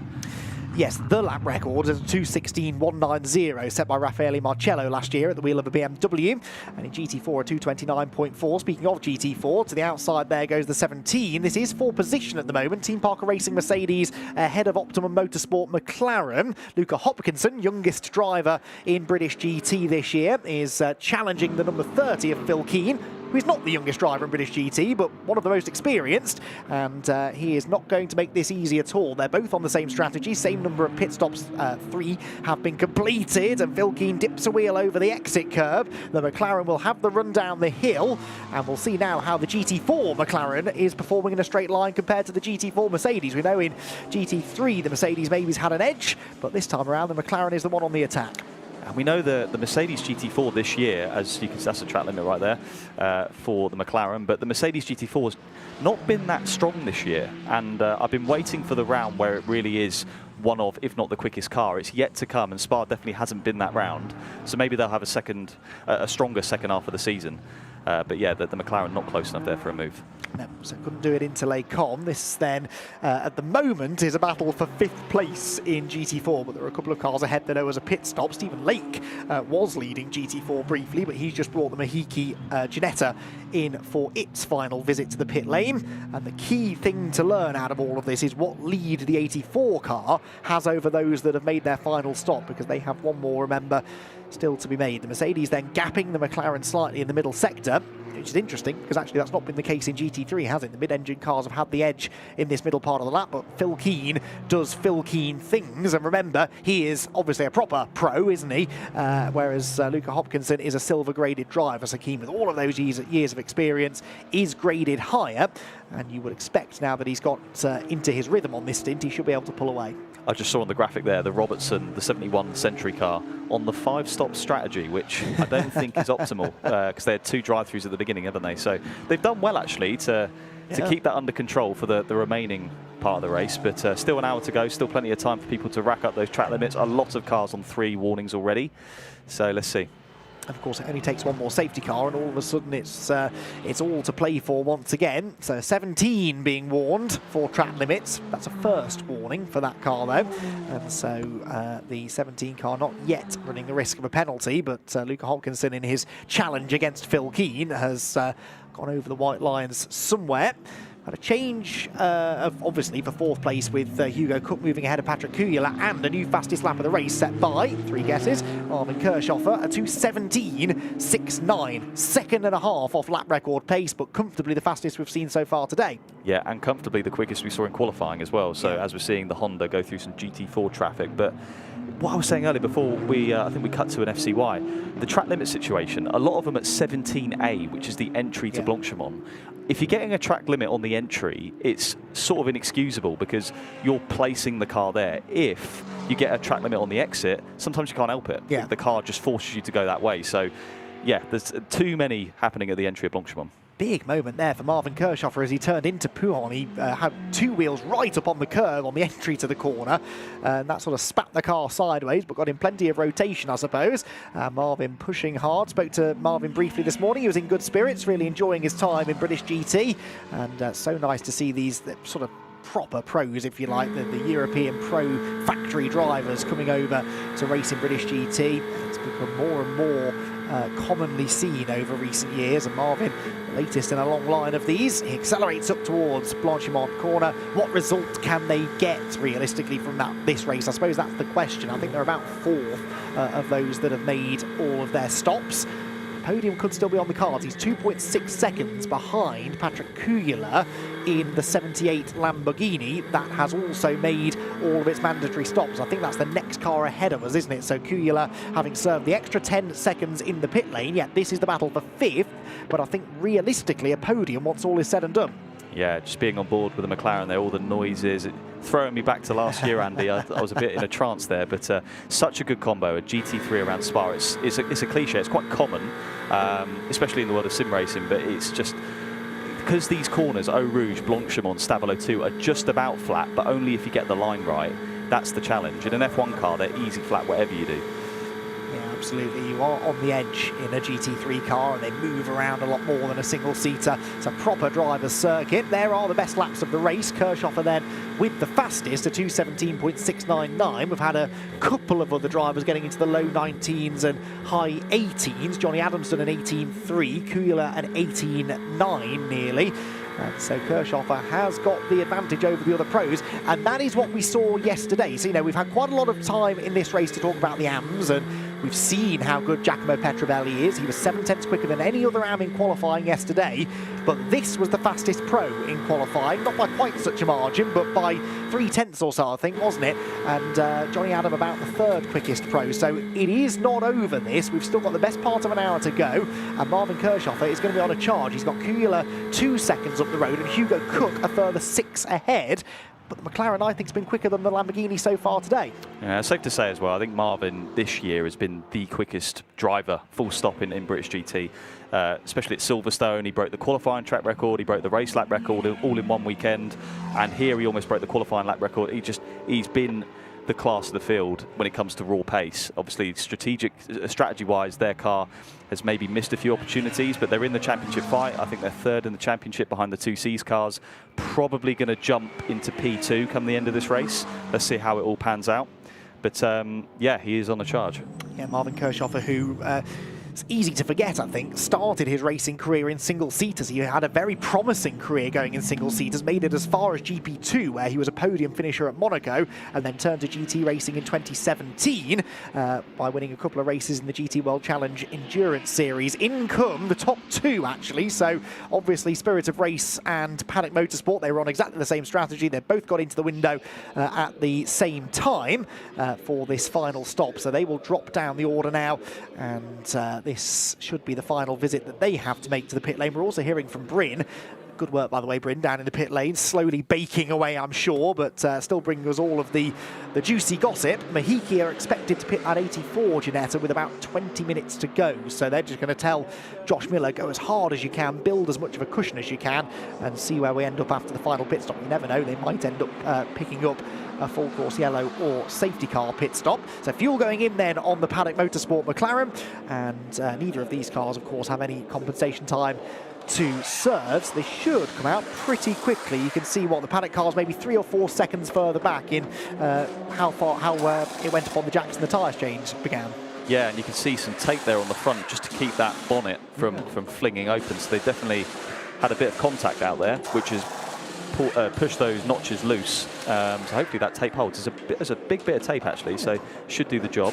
And there's a big gap, isn't there, look, between the big panel gap, number 9, yeah, big panel gap where the bonnet has started to lift. So yeah, hopefully that tape is extra sticky, and that won't present a problem a little bit further down the line. So this promotes Johnny Adam back into the race lead, or it will shortly. He's in the final sector now, and Johnny Adam in the Blackthorn Aston Martin. There he is, look, turning into the final chicane, and should come out of all of this with the race lead, and we'll get a proper gauge on how big that race lead is before much longer. Although the 55 Ferrari is already heading down the pit lane, so it's going to be quite close. Yes, but they will owe us, of course, they still owe us another stop. That's visit. I was going to say, yeah. Sorry. So they rejoin actually just ahead, but of course Johnny Adam pulling the pin earlier on that final stop is not really going to have to engage in much of a fight with the Ferrari. So Duncan Cameron in the Ferrari still leads the race for now. Yes, my eyes are glued to the track limit board for Johnny Adam. But even up Eau Rouge there, you can see he's leaving a lot of margin, understandably so. He's got the overspeed because obviously Matt Griffin left the pits. and that should be the move that, sorry, Duncan Cameron, not Matt Griffin, and there's the move for the lead. Yep, so that is Johnny Adam back out in front, and the Blackthorn Aston Martin then will now try and build a gap over those that in a way really matter as far as who's on the same strategy. It's 29.5 seconds back to Hugo Cook in the #1 Lamborghini, so it's a big old gap for Johnny Adam. He doesn't need to push, he doesn't need to take any risks in traffic or with track limits, so he will... Car 69 drive-through penalty, car 69 drive-through penalty, pit stop refueling infringement. Blake Anglis in the Mahiki Janetta, they've had their fair share of problems, haven't they? But that a pit lane infringement this time. Yeah, pit lane refueling infringement. So could have been they were doing tyres and a driver swap whilst doing the fueling. You have to wait for the drivers to get behind the safety line before fueling in the car. Could have been that. Without a replay, it's hard to say, but either way, not good for their race. Nope, they were running, where were they? 7th, in fairness, in GT4, 4th of the Pro-Am runners, so not a podium contender necessarily, but still, they'll be frustrated that that penalty drops them even further back. They were already 26 seconds behind the next car. That will about double, won't it, with a drive-through penalty. Right, here comes the Kuyler-Kirchhofer battle. Marvin Kirchhofer has bridged that, 2.5 second or so gap to the Lamborghini, and is right behind the Barwell Motorsport car now as they head through pit path, climbing the curbs there for Kirchhofer. Where will the move come, do you think? Where is the McLaren going to have a decisive advantage over the Lambo? Well, we know the Lambo's not quick in a straight line, so it could well be this lap. Given how much grip Marvin's got right now, he may be able to keep it. If he keeps it as close as this, or even closer, into the final chicane, we could see a late dive bomb. It just depends. If he has to lift through Blanchimont, which is coming up, then the move won't be on. Let's see, is he flat to the floor through the left-hander? Hard to tell, of course, from outside, but the gap didn't grow massively, did it? No, they hit the brakes close into the chicane. He's going to look to the inside line, but Patrick Kuyler, having none of it, carries good speed in and runs a little bit wide, but you can do that, really, and then sacrifice your line slightly through the left-hander and still come out in front. So Kuyler hanging on for now. This, I remind you, is 5th place at the moment, but could well be for a podium at the end of the 3 hours, and so significant for both of them, particularly 77. They've had such a roller coaster race. They were really good in the first part of the race, and then Morgan Tilbrook lost a load of ground towards the end of his stint. Then they had a penalty, which dropped them even further back, and now here we are talking about them fighting for a podium again. And from a championship perspective, with 42 down the order, that could be crucial. Yeah, you're right. So this is for P5, 6 seconds up the road to P4. Smith and Cameron still need to make another pit stop, I believe. So you're right. This could be for P2 if Marvin has the stint of his life. That would be a great result. Yeah, because they're actually, whilst battling, still going quicker than Hugo Cook ahead. Yes. They're both catching the #1 Lamborghini slightly. Remember, Lamborghini 78 spent 10 seconds longer in the pit lane than Lamborghini #1, and yet they are only 5.5 seconds back now. So Kuyler's put in a really good stint. He ain't going slowly, it's just that Kirchhofer's going even quicker. Yes, and when you take into account, so Adam's 35 seconds ahead of Marvin, so if he did get a drive-through for whatever reason for the track limit, it would put them close, within 8-7 seconds. So, yeah, exactly.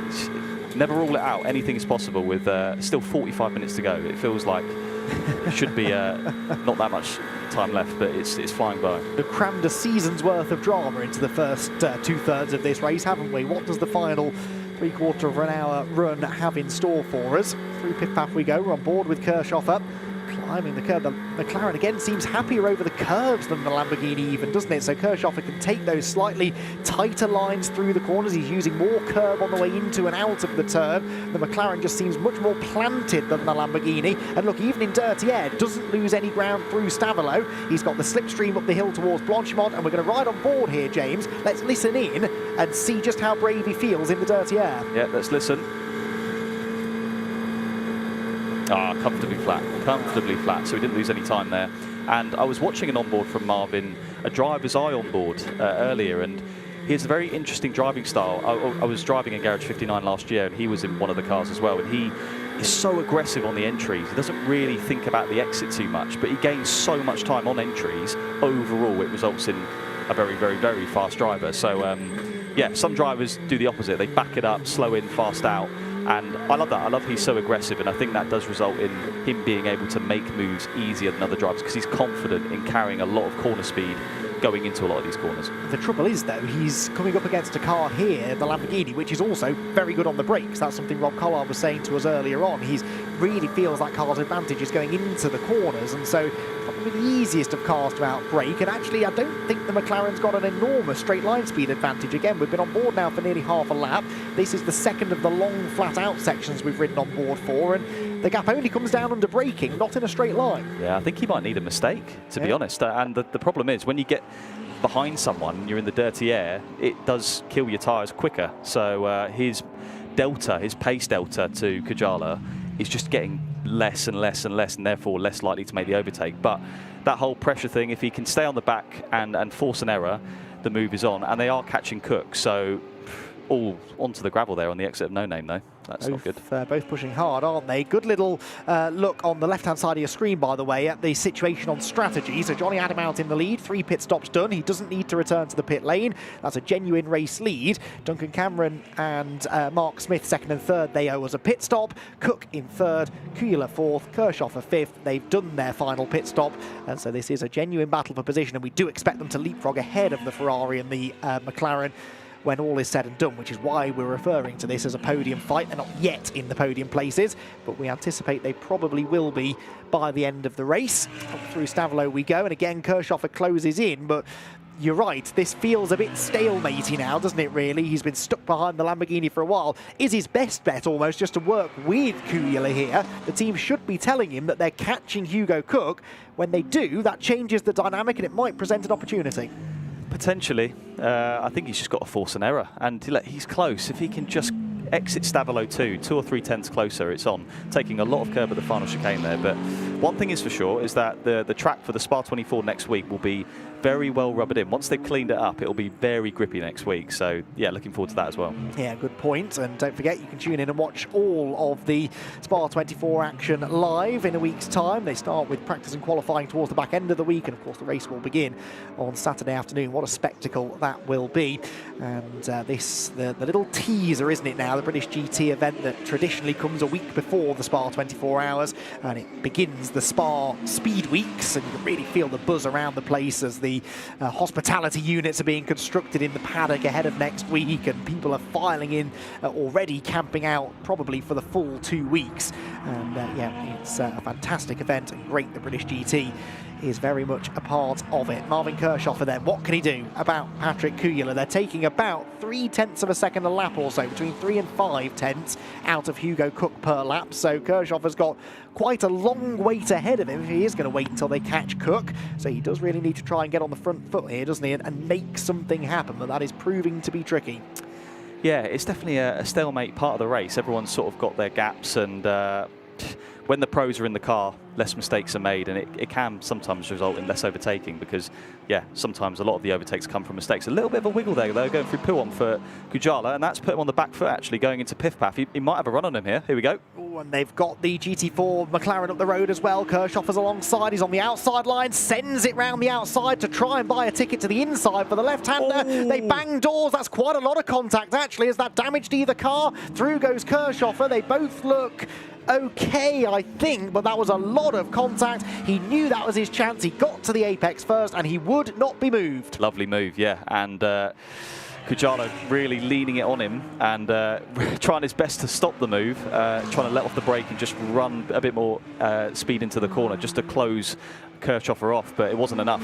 Marvin already got far enough along the outside and to make that move, so really crucial as well. Now he can catch Cook a lot quicker than probably he could behind Kujala. Yeah, because I think he's got pace advantage over both the Lamborghinis, hasn't he, really? He has been warned about track limits. First warning for Marvin Kirchhoff. That was turn 19, which I think is here, actually, on the exit of the chicane. Maybe ran a bit wide on the previous lap, so he's been warned, but it's only a first warning. He can do it a few more times before he has to worry about any penalties. He's flashing the lights wildly at the number 17 GT4 McLaren and continues to charge on. So the starting point then, if you like, 4.4 seconds. That's the distance between Kirchhoff at 5th and Cook in 4th, and realistically a chance of finishing second in this race. What of the championship leaders, I hear you ask? Well, Kiern Jewiss is only in 8th position, and he's so far back he might not even benefit hugely from some of those pitting ahead. No, he probably will. He's 1 minute and 4 seconds off the race lead, which means he's within a minute of the 2 cars that still owe us a pit stop. So that could be maybe 6th place for Jewiss. He is 7.5 seconds behind Tom Wood, though, and not catching him. So that could be as good as it gets for Kiern Jewiss. Therefore, it's crucial for Kirchhofer that he maximises this opportunity. Yeah, it's a real shame that they got that. The number 42 got the FCY penalty. They'd be right in this fight, and as we're talking about, you know, in the fight for a podium, which for their championship would be very good. The McLaren looking really robust, though. That was a big old whack back at Piff Paff, and clearly the door's all right, no suspension damage, so he looks okay. And bear in mind, that 78 Lamborghini had already had similar contact with the number 3 McLaren before, and the McLaren came off significantly worse. So the 77 team can be quite grateful, I think, that they got away with that. Here is your GT4 leader, Josh Miller. 18.7 seconds his lead. That gap actually came down by 8/10 on the previous lap. They're sending Josh Miller as long as they can in this stint. Bryn Lucas tells us we can anticipate the car in about 20 minutes' time, unless we get a race interruption of any kind, and they will hand the car back over. But it is looking, I don't want to speak too soon, but it's looking a bit like another of those races that might just slip through Mahiki's fingers. Yes, it's tough for the silver combos in this championship. We always talk about it, but there is a reason, I think, that no silver combo has won overall in GT4, and it's such a penalty. 12 seconds at each pit stop. In this race, that's 36 seconds of penalty time, along with the 25 kilos they're running for the race. And you know, that equates to definitely half a second a lap loss. So you combine all of that together, and their total race time with that compensation is a lot longer. Yeah, but although I agree with you, but the issue really for 84 is that they didn't pit when everyone else did under that full course yellow. All of the that was an oversight. Cars came in, so I would be intrigued. I don't know whether they'll tell him, but I'd be intrigued if Bryn could maybe go and ask the question at Mahiki as to why 84 didn't come in. Was it just a timing thing? Have they already gone through when it past the pit lane when the full course yellow was called, or was it genuinely a tactical decision? But if it was, it's going to cost them, I fear. Part of the reason as to why that gap's coming down, by the way, I've just realised who's in second place. It's Charlie Robertson, so a pro driver in that 71 BMW that's pitted 5 times in this race against 2 visits to the pit lane for the Ginetta, and they're only 18.5 seconds apart. That is ridiculous. It is. I've just seen on the board Kujala on his 3rd warning now, so the 78 Barwell Lamborghini that just drove through there, they have 1 more track limit before a drive-through. Right, so he has to be a bit careful. 3rd warning means if he does it again, then he could find himself with penalties. Right, is this gap coming down between Hugo Cook and Marvin Kirchhofer?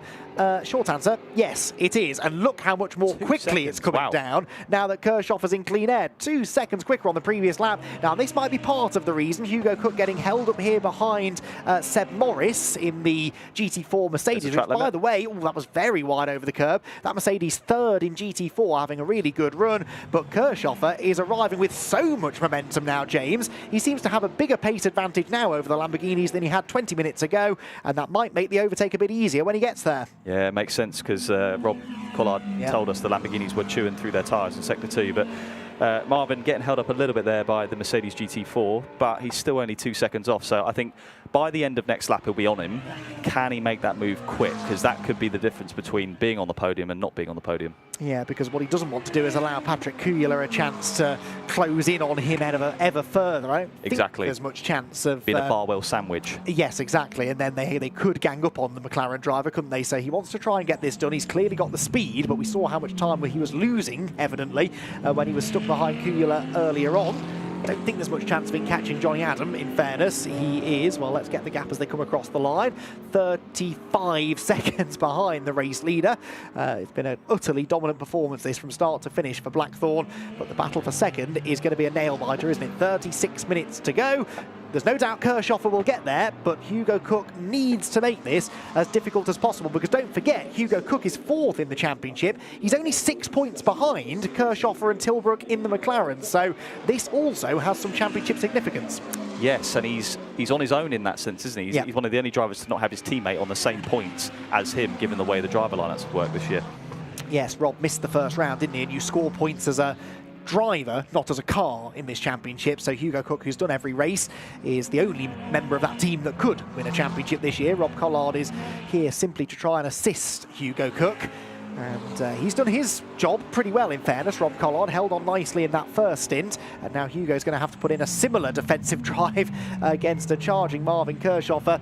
How intimidating is this? If you're Hugo Cook, and you know, for quite a long time, it was about 5-6 seconds back to the car behind you. It wasn't coming down that massively, and now suddenly Kirchhofer's got past your teammate. He's taking 2 seconds a lap out of you. When does the panic start to set in?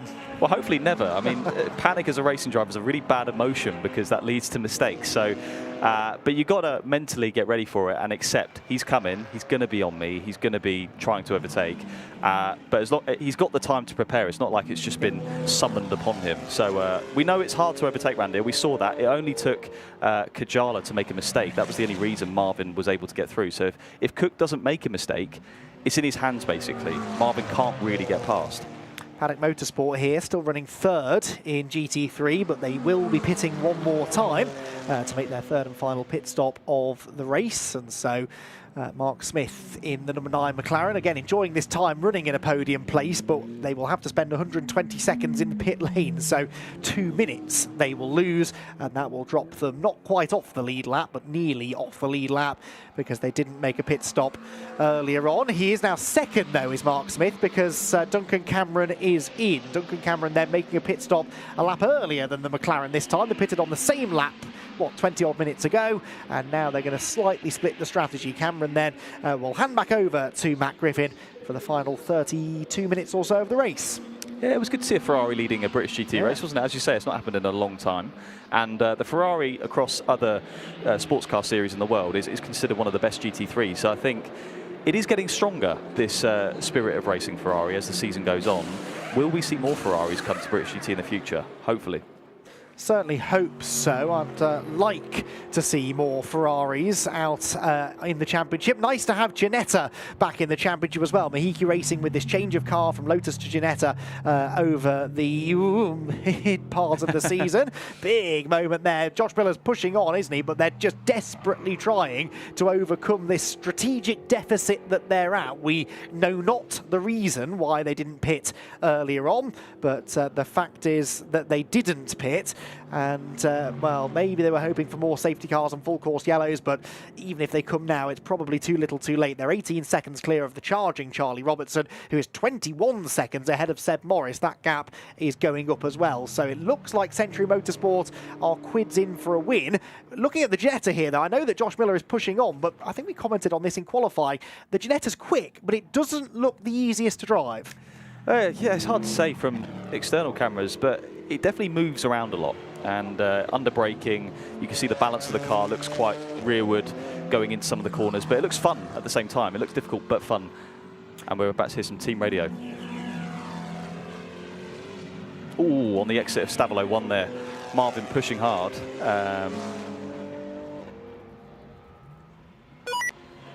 Information, when Kirchhofer was behind Patrick, he was struggling in the dirty air, so hold your line. Patrick made a mistake. Now that is really good information, isn't it? Because, of course, Hugo will have seen that Kirchhofer got past Patrick, but won't know how it happened. So that's a little bit of cheerleading, isn't it? You know, you can do this. If you just don't make a mistake like your teammate did, you should be able to hang on to the place. But it's also quite useful info. Yes, it is. And sometimes, depending on the situation, an overtake's inevitable. And in that case, there's not too much you can do. But it's not inevitable here. We saw with the other Barwell car, if no mistake is made, it's hard to get past. And there's the final driver swap for the 84 Mahiki car. Yes, so they've come in a little bit earlier maybe than we anticipated, but that will be the final pit stop. Drivers making sure they're behind the line. No one else can cross that line and go near the car whilst the refuelling is being done.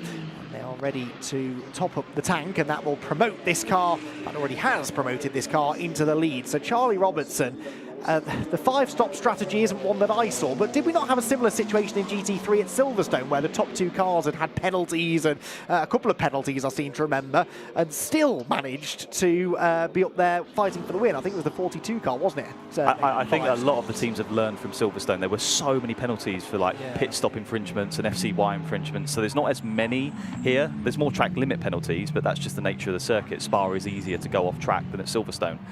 But still, it's been an interesting race when it comes to the strategy, and I think it's not really been won on the strategy, though. I think if the final half hour goes plain sailing for the Blackthorn Aston Martin, they've just won it on pure pace, good strat, like the full package. They've absolutely nailed it. No, absolutely. I completely agree with you. They have, if they win the race, they've done so on pure speed, haven't they? But I thought you were going to say then, though, the teams have learnt from Silverstone that the 5-stop strategy is the best way to go. No, I would be concerned if that's what they took from Silverstone, yeah. So, yeah, 5 stops then for the BMW. This is the number 90 McLaren championship leader. Remember, Jack Brown only 6th in class at the moment. That, I suppose, just became 5th when they moved ahead of this car, which is still in the pit lane. But they're not scoring a huge amount of points, and a fair chunk of points will go to the Century BMW. This is the dream result, really, for Century, isn't it? They're going to score 37.5 championship points. If the number 90 car does end up finishing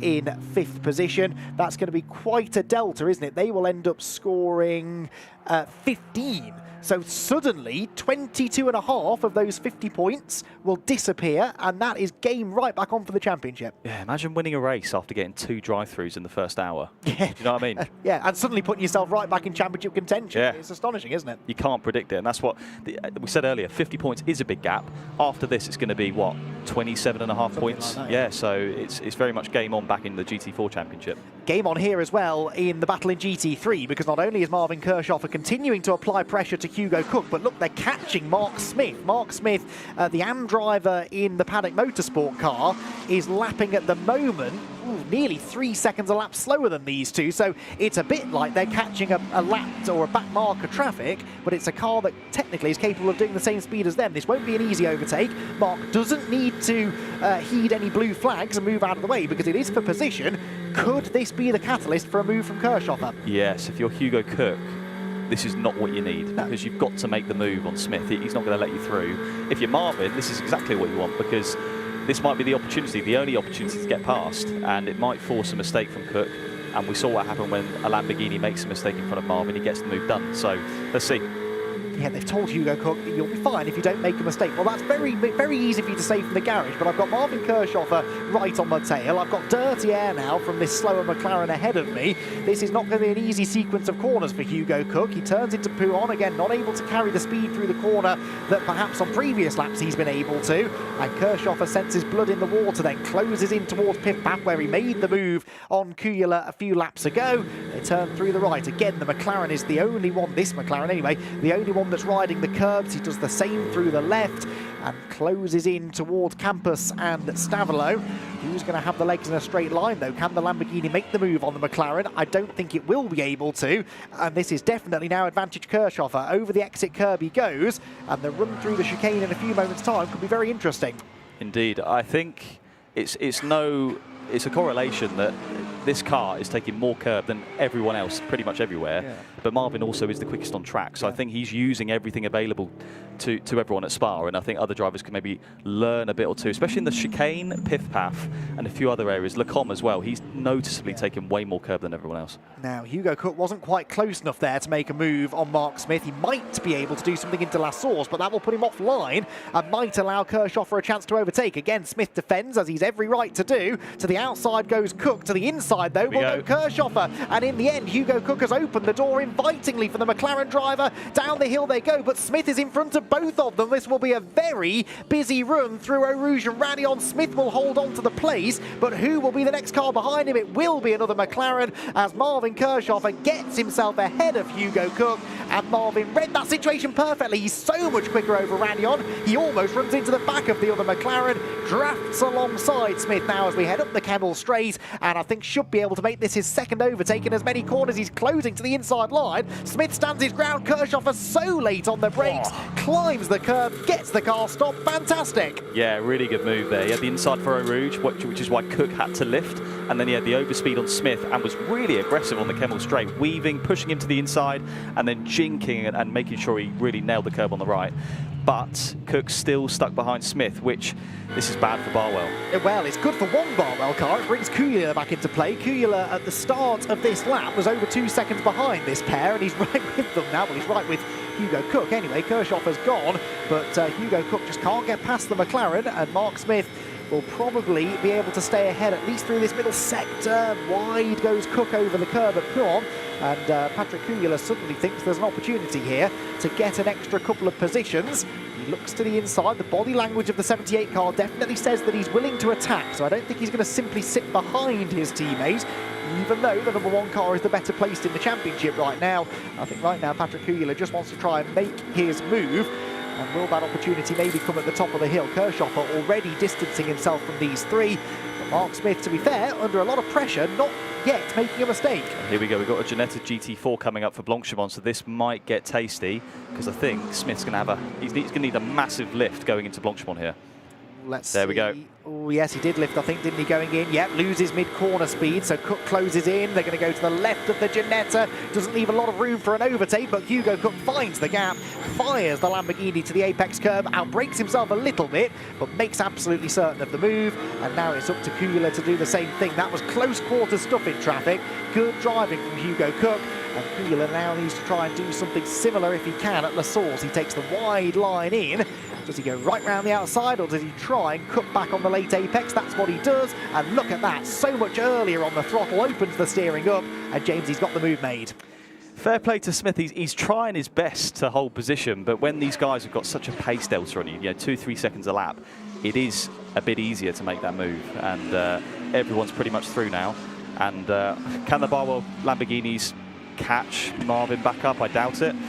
One thing I need to remind you of, though, is the gap between P2 and P1, so 34 seconds. So if Adam gets that drive-through, the gap's going to be 5-6 seconds, and we know that Kershaw was quicker than Adam at this stage, so it's not over yet.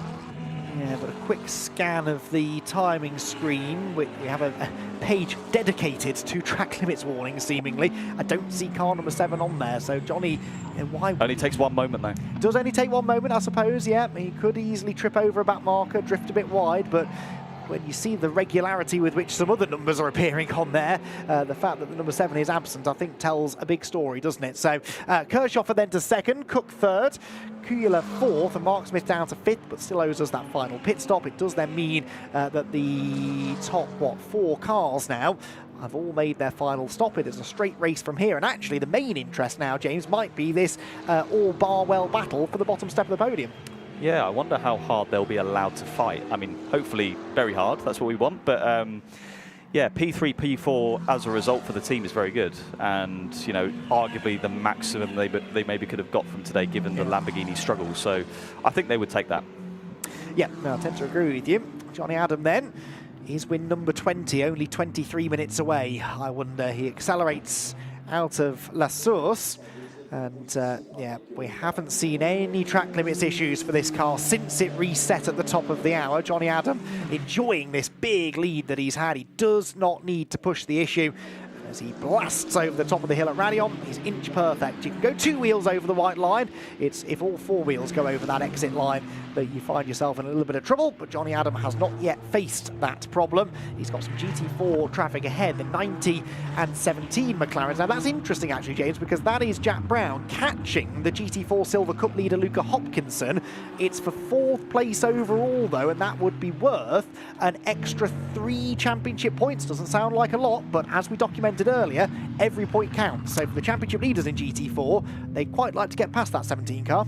And we saw the 2 Optimum cars, the GT4s, fighting quite hard at Oulton in the 2nd race, so they are pretty familiar with fighting with each other. And I completely forgot actually that the track limits reset. So this car, Johnny Adam, although he's taking it easy, is still flying out there. He's only 2-3 a lap off Kirchhofer, so the pace is still very strong from the Aston Martin. And that was about the delta between them in qualifying, wasn't it? So I think they're both probably pushing quite hard, but Johnny Adam, in a way, he could sort of manage the tyres just in case we had a safety car, but I think he's pretty confident regardless that they've had the pace in that Blackthorn Aston Martin. Doesn't want to trip over a back marker, gets to the outside of Luca Hopkinson, who doesn't in the end make life too difficult for Johnny. Johnny Adam accelerates away up the hill again. So this GT4 battle then between Hopkinson and Brown for 4th position. Hopkinson's Silver Cup lead is pretty safe. Jack Mitchell, of course, is back in the number 84 Mahiki Ginetta, but he's best part of over, in fact, a minute and a half behind this group. So the Silver Cup win should, all being well, go to car 17, but will 4th place in GT4 go the same way? Yeah, let's see. Let's see. I mean, big old gap behind Robertson for the overall lead of GT4, so I think they're pretty nailed on to get the victory, which, as I said earlier, is remarkable, really, after their first hour. So, yeah, they drove really well, had good pace, and the perfect bounce back from Oulton Park. And it's good. I think that the GT4 Championship fight is back on, which was really exciting to watch in the first few races of the year. Saw the rate of closure there. It was 8/10 one lap, I think 2/10 the next couple. So Jack Brown is definitely sort of relentlessly closing in on Luca Hopkinson. On that particular lap, he did 33.5, yep, 8/10 quicker again. So he is the faster of the two McLarens, but will he be able to find a way through? They're 26.5 seconds behind Phil Keen in third. So I think fourth, realistically, unless anything strange happens further up the road, is the best that Bart Warren and Jack Brown can hope to get out of this race. They've had such a strong run all season long, though. That double victory at Oulton Park last time out really sort of solidifying their status as the team to beat in GT4. But in this race, for whatever reason, be it strategy or just not quite having the pace of the BMWs, they're not seemingly going to be challenging for a race win. And I've always said, James, you win a championship not necessarily on your good days where everything goes right. You win a championship on the days where you don't have the fastest car, where you don't have the right strategy, where you do have a bit of bad luck. What can you salvage from those days? It's so important not to just give up because the race win's gone out the window. That's right. If you're in the fight, it's just a case of how low do you go, and if you don't go too low, you will be in contention for the championship. But we're watching the paddock McLaren during their final pit stop, and up on the jacks doing the driver swap. They've already done their fueling, and looking at the GT4 times, the 84 Mahiki Ginetta, I was going to say Lotus, but Ginetta has done a 2:29.6, so they're actually really fast, only 2/10 off the track record. Yes, no one else has got anywhere near that, have they? Yeah. What, well, a 30 flat for Robertson is the next best lap, so that's a good 3/4 of a second slower, isn't it? So yeah, good point. There is the Paddock Motorsport pit stop ongoing. They're going to put a bit more tape, a lot more tape actually, on that front bodywork. But I'm going to say the bonnet, of course, it's not the bonnet, is it, on a mid-engine McLaren? But they're just making absolutely sure that whatever it is doesn't flap up and that the car is secure. They've got time to burn, 120 seconds, the minimum pit stop time for GT3. And that's from the moment they cross the pit entry line to the moment they cross the pit exit line. And yeah, they will have bags of time to get that bodywork sorted and then send the car back on its way. So, Jack Brown, he's done, in a way, the easy bit of catching Luca Hopkinson. Where, if anywhere, can you make a move when the car ahead of you is exactly the same as yours? That's it, same strengths, same weaknesses, so it is that little bit harder to make the difference, and probably going to take a mistake. Both silver graded or gold rated drivers, silver graded drivers, so they're both of a similar ability. They've got the GT3 that's just rejoined the track, but that shouldn't impede them because it's so much faster. So yeah, a real physical challenge today, I think, for the drivers, especially in GT3 because of the heat, and it's a long race. Hopefully they've all had their drinks bottles in the car because dehydration would be really bad on a day like today. And maybe some of the drivers starting to feel that now because, as I say, we're sweating in the commentary booth, let alone in a 50-degree cockpit. Yes, it is warm today, have we mentioned that? Although it is clouding over. Now, I don't think this is going to happen, but whilst there's nothing immediately kicking off on the track, we did both look at a weather forecast before this race started that said there was a chance of a thunderstorm. 20% chance, wasn't it? 20% chance of rain, yes, and it does feel quite humid, quite muggy, quite thunderstormy. There are some darker clouds gathering, and we are at Spa, so you learn never to take the weather for granted here, but... the most Spa thing would be for that thunderstorm to be on one corner, like Brussels or something like that. Well, we've had that before, where we had rain just at La Source and nowhere else. It caused absolute pandemonium, so I don't think it's going to happen, I'm just going to say that, but there are forecasts, a few different forecasts, that say there's a threat of rain from about 4 o'clock onwards. Now, in theory, this race finishes at 3:45. We should miss that, but you never can fully trust the weather forecasts. End that sentence there, really, but certainly in this region of the world, you learn to look at the skies more than your favourite weather app. So just does feel a little bit stickier now, doesn't it? A bit more humid than it did earlier on. And for the drivers, James, that is horrendous, isn't it? Especially at this point of the race. You know, it's been quite a long stint, this, for most of the GT3 drivers. A lot of them put the Pro in at the end for a full hour or 63 minutes in the car. And okay, they're used to it, they're pros, this is what they do for a living, but it doesn't make it any easier. No, I mean, this is why you see racing drivers train so hard away from the car, away from the track, you know, getting the cardio in, getting the gym work in, because these are the sort of stints where you get exposed if you haven't done that training. And I know firsthand, when I first made the jump from sim to real, I wasn't fit enough, and I really noticed it, and it affects your performance quite heavily. But once you get the training in, it really makes such a difference. Right, okay, so there you go. We don't talk about that very much with GT racing, I don't think. It's more so single-seaters and Formula 1 drivers, and we always talk about their fitness regime, but it doesn't really matter what car you're in. If it's these sort of conditions, this sort of track, this length of time that you're in the car, you really have got to keep on top of that, haven't you? And totally, yeah. That's why you see drivers, even at the race event, still working out and training. They'll often have a personal trainer here that's helping them with that sort of thing. So important that you come to the racetrack fully prepared, mentally and physically, for the job at hand. Job at hand at the moment then for Patrick Kujala is to try and wrestle third place away from his teammate Hugo Cook. We haven't followed these two cars for a little while, James, but they're about the same distance apart as they were last time we saw them. And I'm not seeing a huge amount of attacking body language from Kujala's car right now.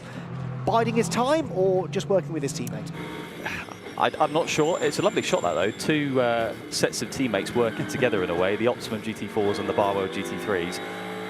I know Mark Warren, after Oulton Park, said to me the two Optimum cars at Oulton Park weren't working together, they were fighting each other, and I think that probably is the case a lot of the time with any team in this series, unless told otherwise. We saw obviously Ramyeed let through Templeton at the start of the race to let him go and build a gap as a silver graded driver. So sometimes it does happen, but for the most part I don't think teams work together with the same cars. No, because of course the AM driver is paying to be there. Doesn't matter which car they're in, they're paying the same amount of money you'd imagine to be out on track. They've got their own sponsors, their own desires to get a good result, especially when it's a podium place that you're fighting for. And we are only halfway through the championship. We've seen already in this race how quickly cars can come into or out of contention. And actually, you know, Alex Martin isn't a million miles behind Hugo Cook. In fact, there's only 4 points between them in the championship. Alex Martin, another driver who's had different co-drivers this year. So Kujala, not a title contender, but his AM driver is. And so, yeah, even more incentive, really, for Kujala to try and stick a move on Cook here, because his teammate, Alex Martin, would really thank him for it. Yeah, exactly. Car 12 on the third track limit warning now. So that is Seb Morris in the Parker Racing Mercedes. So he'll have to be careful for the remaining 13 minutes of the race. And still no headway being made by the 78 Lamborghini. He's close, but he's just in that dirty air trap where you just can't get any closer than half a second. They've got the Honda in front, which may hold them up. This could be an opportunity for the 78, but let's see. Yeah, let's see what happens then. Ooh, late lunge up the inside for Hugo Cook, and he does make the move stick on the Honda. Gaps Alex Martin ever so slightly. It's an interesting point. I remember a number of years ago, I think it was 2019, that Barwell Motorsport had two cars in the championship fight. I think one was Adam Ballon and Phil Keane, and or Adam Ballon and Johnny Cocker, I think it was, and Phil Keane was in the other car. And they were 1-2 in the championship at Brands Hatch, the penultimate round of the championship, and they battled for third place or whatever it was on the last lap, and one of them gained a place, the other lost about 5 places, and in the end neither of them won the championship. It was Johnny Adam in a TF Sport Aston Martin who came out on top. So Barwell know how tricky this situation can be to manage. You've got paying drivers, you've got pros who are hungry to prove a point, but you've also got to be absolutely mindful that you don't cost either car too many points to other teams. Here's the GT4 battle continuing on, and well, Jack Brown, similar situation really to Kujala. He can catch and indeed stick with Luca Hopkinson ahead, but he hasn't really yet been in striking range, has he? No, he's in the same boat as the other Barwell car is behind their teammate. And when we were on board with Kujala going to Le Combe, you could see if there's any signals that the drivers are getting hot, you saw his hand go over the air vent just to try and cool himself down. He's clearly feeling the heat, as probably is everyone out there. Yeah. So, downhill into Pouin we go, and 17, as I said, with his comfortable lead in the Silver Cup. Of course, the third-placed GT4 car is the Lone Endurance... the second-placed GT4 car, I should say, is the Lone Endurance Cup runner. That's the Seb Morris and Ed McDermott car. Really good result incoming for them if they can hang on to second place. They are... Drive-through penalty for car 9. Track limits, car 9. Oh, that's Martin Plowman. He's only just got into that car as well, and so he has exceeded the warnings he's allowed. 4th warning. Quite a few drivers on 3rd warnings as well, I noticed. Car 69, car 17, interestingly, is on a 3rd warning as well. So final... Sorry, no, it's turn 17 for car 12, beg your pardon. So car 12 on a 3rd and final warning. But yeah, drive-through penalty then for Martin Plowman. Who's that going to benefit? Well, no one, actually. He's more than a lap ahead of Jay Bridger, so that will keep the paddock car in 8th position. Right, a lot of talk of teammates battling at Optimum and at Barwell. Bryn, I believe, has been chatting possibly to the Barwell squad. Any team orders down there, Bryn? You're right, I've been talking to Mark Lemmer. There's 8 tenths between these two that you're looking at right now, and the answer is there sort of are orders, and the orders are don't do anything stupid. Patrick is on very, very close to track limit warnings, so he'd have to get a drive-through, so don't do anything silly. A podium, Mark said, would feel like a victory. Well, yes, it would, but only one of them can be on the podium. That's the problem, isn't it, James? So they're both going to want to claim that third place. Yeah, my argument as a driver would be don't do anything stupid. It's quite a grey area. I'd still go for the overtake unless it's specifically quite a wide window, said, isn't it? Do not overtake. Yes, that was, and you know, we've seen this in Formula 1, haven't we, really, with McLaren of late. If you're not absolutely clear with your team orders, then the drivers don't always know exactly where they stand. Right, your GT4 leader has just been lapped once again by your GT3 leader, so Johnny Adam moving ahead of Charlie Robertson, the Century Motorsport BMW, which is 24 seconds up the road. Astonishing to us still. I think we'll still be talking about this in a week's time, James, how on earth this car has ended up in a race-winning position with under 10 minutes to go now in the race. This car, far less of a surprise. I think most people tipped this early in the weekend. McLaren's dominated the practice sessions, but once we got to qualifying, really ever since then, this has been the car to beat. Totally, yeah. We always read into the practice sessions probably too much because the BOP is an ever-changing thing. Some teams are sort of sandbagging a little bit in the practice, and they do that knowingly. And clearly, the Aston Martin in qualifying in the race has been the class of the field in the hands of Blackthorn. And the surprise package has been that Century BMW.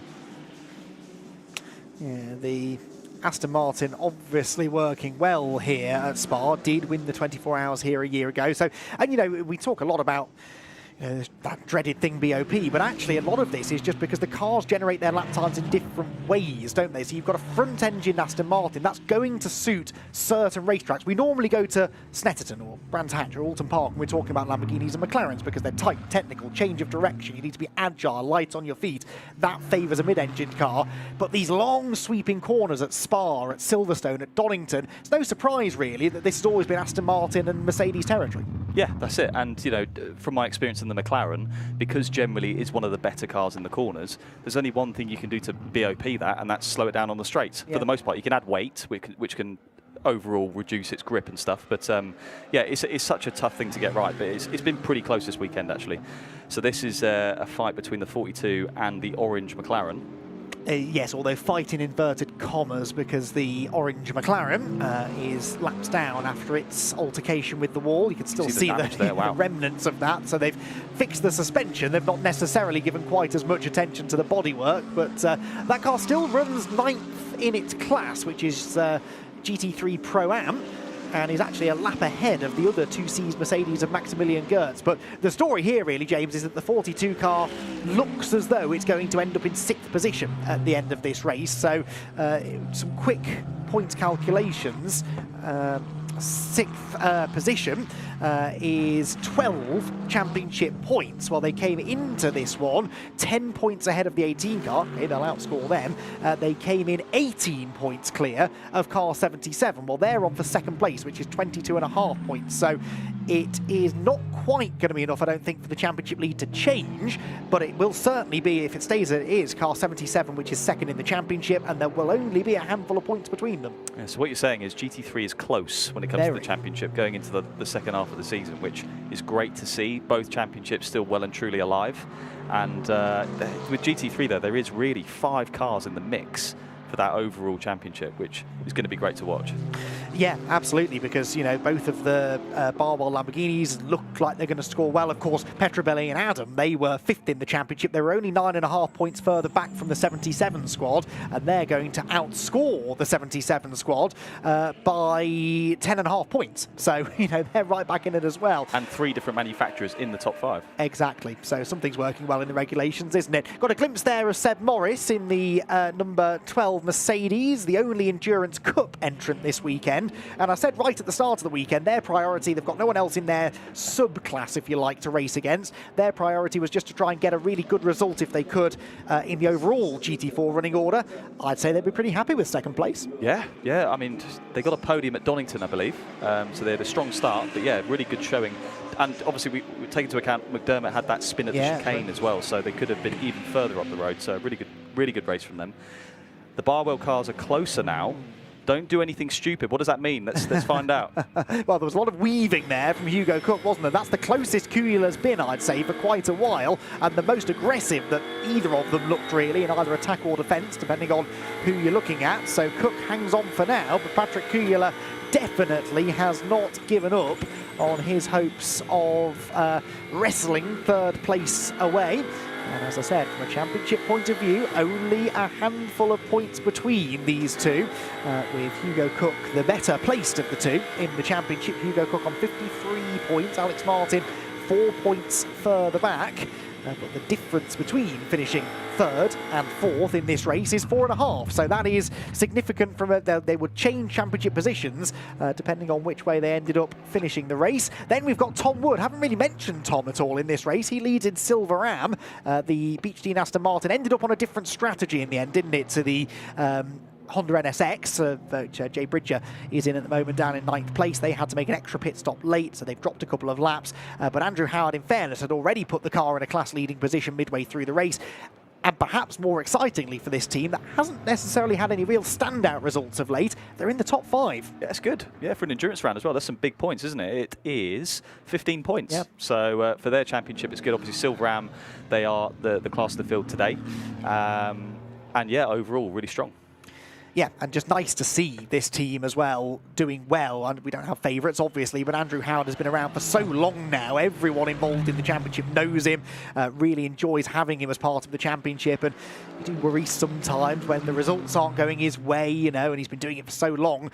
How much longer will he be willing to carry on? And good results like this, I would hope, would rejuvenate his enthusiasm for racing. He had a big smile on his face when Bryn spoke to him yesterday, in fairness, during pre-qualifying. And I'm sure right now, down in the garage, he's got an even bigger, albeit slightly nervous, smile on his face. He'll be even happier in 3.25 minutes time when the checkered flag flies. We are, amazingly then, getting towards the end of the 3 hours of racing. Johnny Adam leads the way, and he's now, what, a lap and a half probably away from that magical win number 20. Yeah, wow, what a moment. Taking the all-time GT3 wins record to a new number 20. And yeah, next lap will be the last lap. It's been faultless from those two and the whole team at Blackthorn. What a performance, even in qualifying all the way through to the end of the race. And they've really dominated this weekend. There were rumours in practice that they looked really quick, and they've delivered on it. Yeah, absolutely so. The Blackthorn Aston Martin well suited to the track, as we've discussed at length, but the drivers still have to get out there and do the job, and I've been so impressed with both of them, really. Johnny Adam, it's easy to gloss over Johnny and focus on Giacomo, because Giacomo was so quick, and you know, as an AM driver, it makes it almost even more impressive. But let's not forget that what Johnny Adam does week in, week out, is drive racing cars, usually Aston Martins, and usually with huge success. So it's no longer a surprise to see him putting in a drive like he has done today. But let us not take anything away from this man, the 4-time British GT champion, and of course a winner in the GTE Pro class at Le Mans nearly a decade ago. He is a world-class driver and has once again proven why that's the case this afternoon. Yes, when you win anything 20 times, it's not a coincidence, is it? It's you're doing something right at that point. Got his first win at Rockingham back in 2011. He's won races in the Beach Dean Aston Martin, in a TF Sport Aston Martin, for Optimum Motorsport as well, and of course more recently with 2Cs. But this would be his first win with the Blackthorn Aston Martin. He's less than a lap away, and he'll be trying his best, I'm sure, to enjoy this final high-speed tour around the Spa circuit. You get a lovely view then of what it's like to drive around Spa in a very fast Aston Martin GT3 driven by a factory driver. So going into Sector 2, he's going to, not that he's probably pushing particularly hard, but he's just in a nice little comfort zone now, just in a rhythm and through Le Combe using all the curb right and left. There's Giacomo, who looks a bit nervous, doesn't he? Little bit nervous. Yeah, sorry, I was just chuckling away at the nervous biting of his lip that he was doing there. But that's such a difficult feeling, I suppose, isn't it? Whether you're an am or a pro, you're sitting powerless in the garage. Car 69 drive-through penalty for track limits converted to a post-race time. 69, was it? Did I hear that correctly? Yes. So yes, it is 69. That's another penalty for the Blake Anglis, currently Blake Anglis driven Mahiki Ginetta. But yes, for Giacomo Petrobelli, watching on from the pit garage, he'll be hoping and praying that nothing happens. There is the 69 Ginetta just ahead. There's one more back marker to put a lap on, and it's a back marker that's been exceeding track limits, and maybe the car's not handling it well, and maybe it could have a moment when Johnny Adam came past to overtake it. All of these things will be going through Giacomo Petrobelli's head. None of them, though, I'd imagine, James, going through Johnny's head. No, he'll be pretty chilled. He's going to get the job done now. Half a lap, not even to go, and about to bank his 20th victory in British GT. Wow.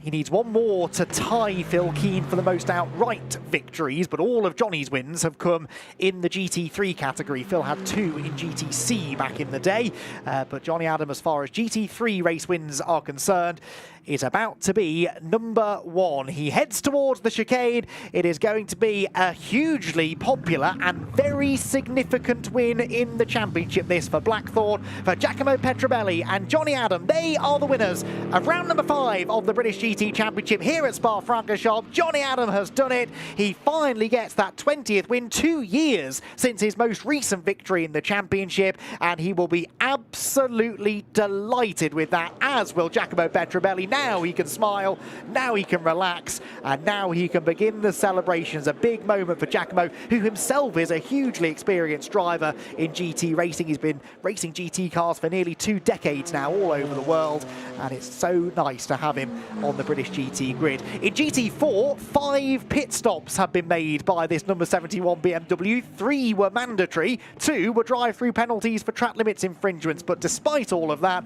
they're going to come home victorious, and by quite some way. They're 26 or more seconds clear of the rest of the GT4 field, and this just keeps a glimmer of hope in their championship aspirations as well. Ravi Ramid and Charlie Robertson then win in GT4, and they claim a GT4 Pro-Am victory as well. In the Silver Am category in GT3, it is Tom Wood and Andrew Howard on the top step of the podium, and a really impressive 5th place overall for the Beach Dean Aston Martin. Another feel-good story to come out of the race, and in the background, the exact opposite, I'm afraid, for 2C's Motorsport. Kiern Jewiss and Charles Dawson only 6th, and their championship lead under real threat now. 2nd in GT4 for the number 12 Mercedes there of Ed McDermott and Seb Morris, and of course they win the Endurance Cup as well. Well, some big stories to come out of that race, James. I really feel that at the end of the year at Donington Park, we'll look back to Spa as a key moment, maybe the moment in which the championship, the destination of the championship changed.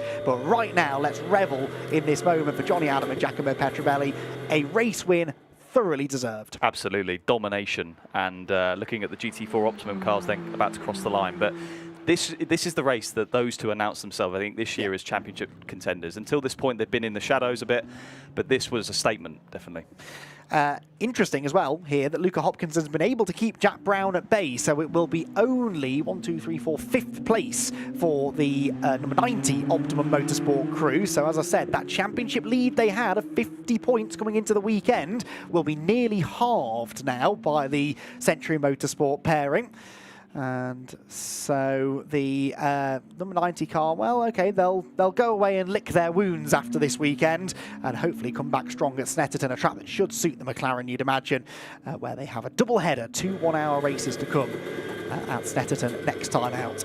So Johnny Adam brings the race-winning Blackthorn Aston Martin home after a very, very dominant victory for Blackthorn overall and within Pro-Am in GT3. Silver Am goes to Beach Dean, and in GT4, the overall and Pro-Am victory for Century Motorsport, whilst Optimum's 17 car wins in Silver Cup, and Team Parker Racing claim the Endurance Cup. Blackthorn Aston Martin victorious then by 25 seconds over the Optimum number 77 car, who I think are now 2nd in the points. Hugo Cook and Rob Collard were 3rd for Barwell, ahead of teammates Alex Martin and Patrick Kuyela, with Andrew Howard and Tom Wood the Silver Am winners in 5th. Then it was the 2C's number 42 car, still championship leaders, but only 6th in that race, ahead of Spirit of Races Ferrari, the Paddock McLaren, the Bridger Motorsport Honda, and Optimum's number 3 car to complete the top 10. In GT4, Century Motorsport's Charlie Robertson Oulton and Ravi Ramjeed were the winners. Team Parker Racing came home a very impressive second place and a double podium for the Team Parker team with Keenan Curry in third.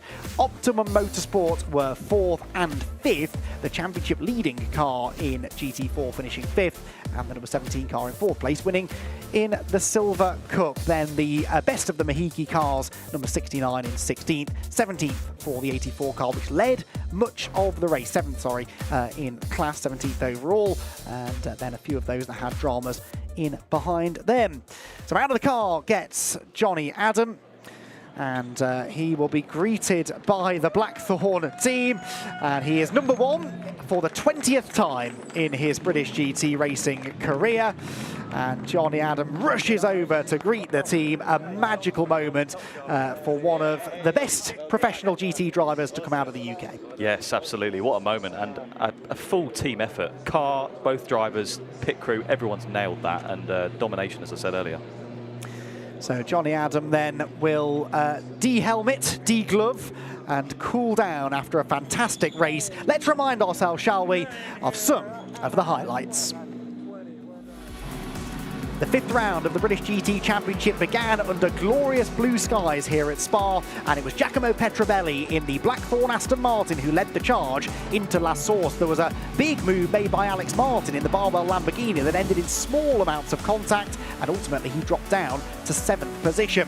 Good battle between the McLarens earlier on. Round the outside went the number 67 example to get past the 77 in the early stages. In GT4, meanwhile, Ravi Ramjeed was making good progress here, going round the outside of title rivals Optimum Motorsport to gain a crucial place. Then Mark Smith went through the gravel at Blanchimont, and in the dust and the confusion, Richard Neary lifted off the throttle and lost control of the Team ABBA Mercedes. He wasn't the only one to fall foul of Blanchimont, though. A big moment for Simon Orange, who backed the 67 McLaren into the wall, and after extensive repairs, they rejoined the circuit. The 14th Century BMW stopped at the side of the road. That led to a full course yellow and eventually a safety car period, during which most of the GT3 front runners took the opportunity to pit. One car that didn't, though, was the Spirit of Race Ferrari, which had an opportunity to lead the race. The first time in a long time a Ferrari had done so in the championship. After the final round of pit stops, most people, was included, were following Marvin Kirchhoffer's progress. Here he went round the outside of Patrick Kuhler at the pit pad. There was a little bit of paint traded, but he got through and then charged after the other Barwell Lamborghini of Hugo Cook, moving up into what became potentially a crucial second place as far as the championship's concerned. He then had to fend off Mark Smith, who owed us a pit stop, and the AM driver was enjoying getting mixed in with the pro runners. Johnny Adam, though, was some 25 seconds up the road as he claimed the race win, his 20th in the GT3 category in British GT.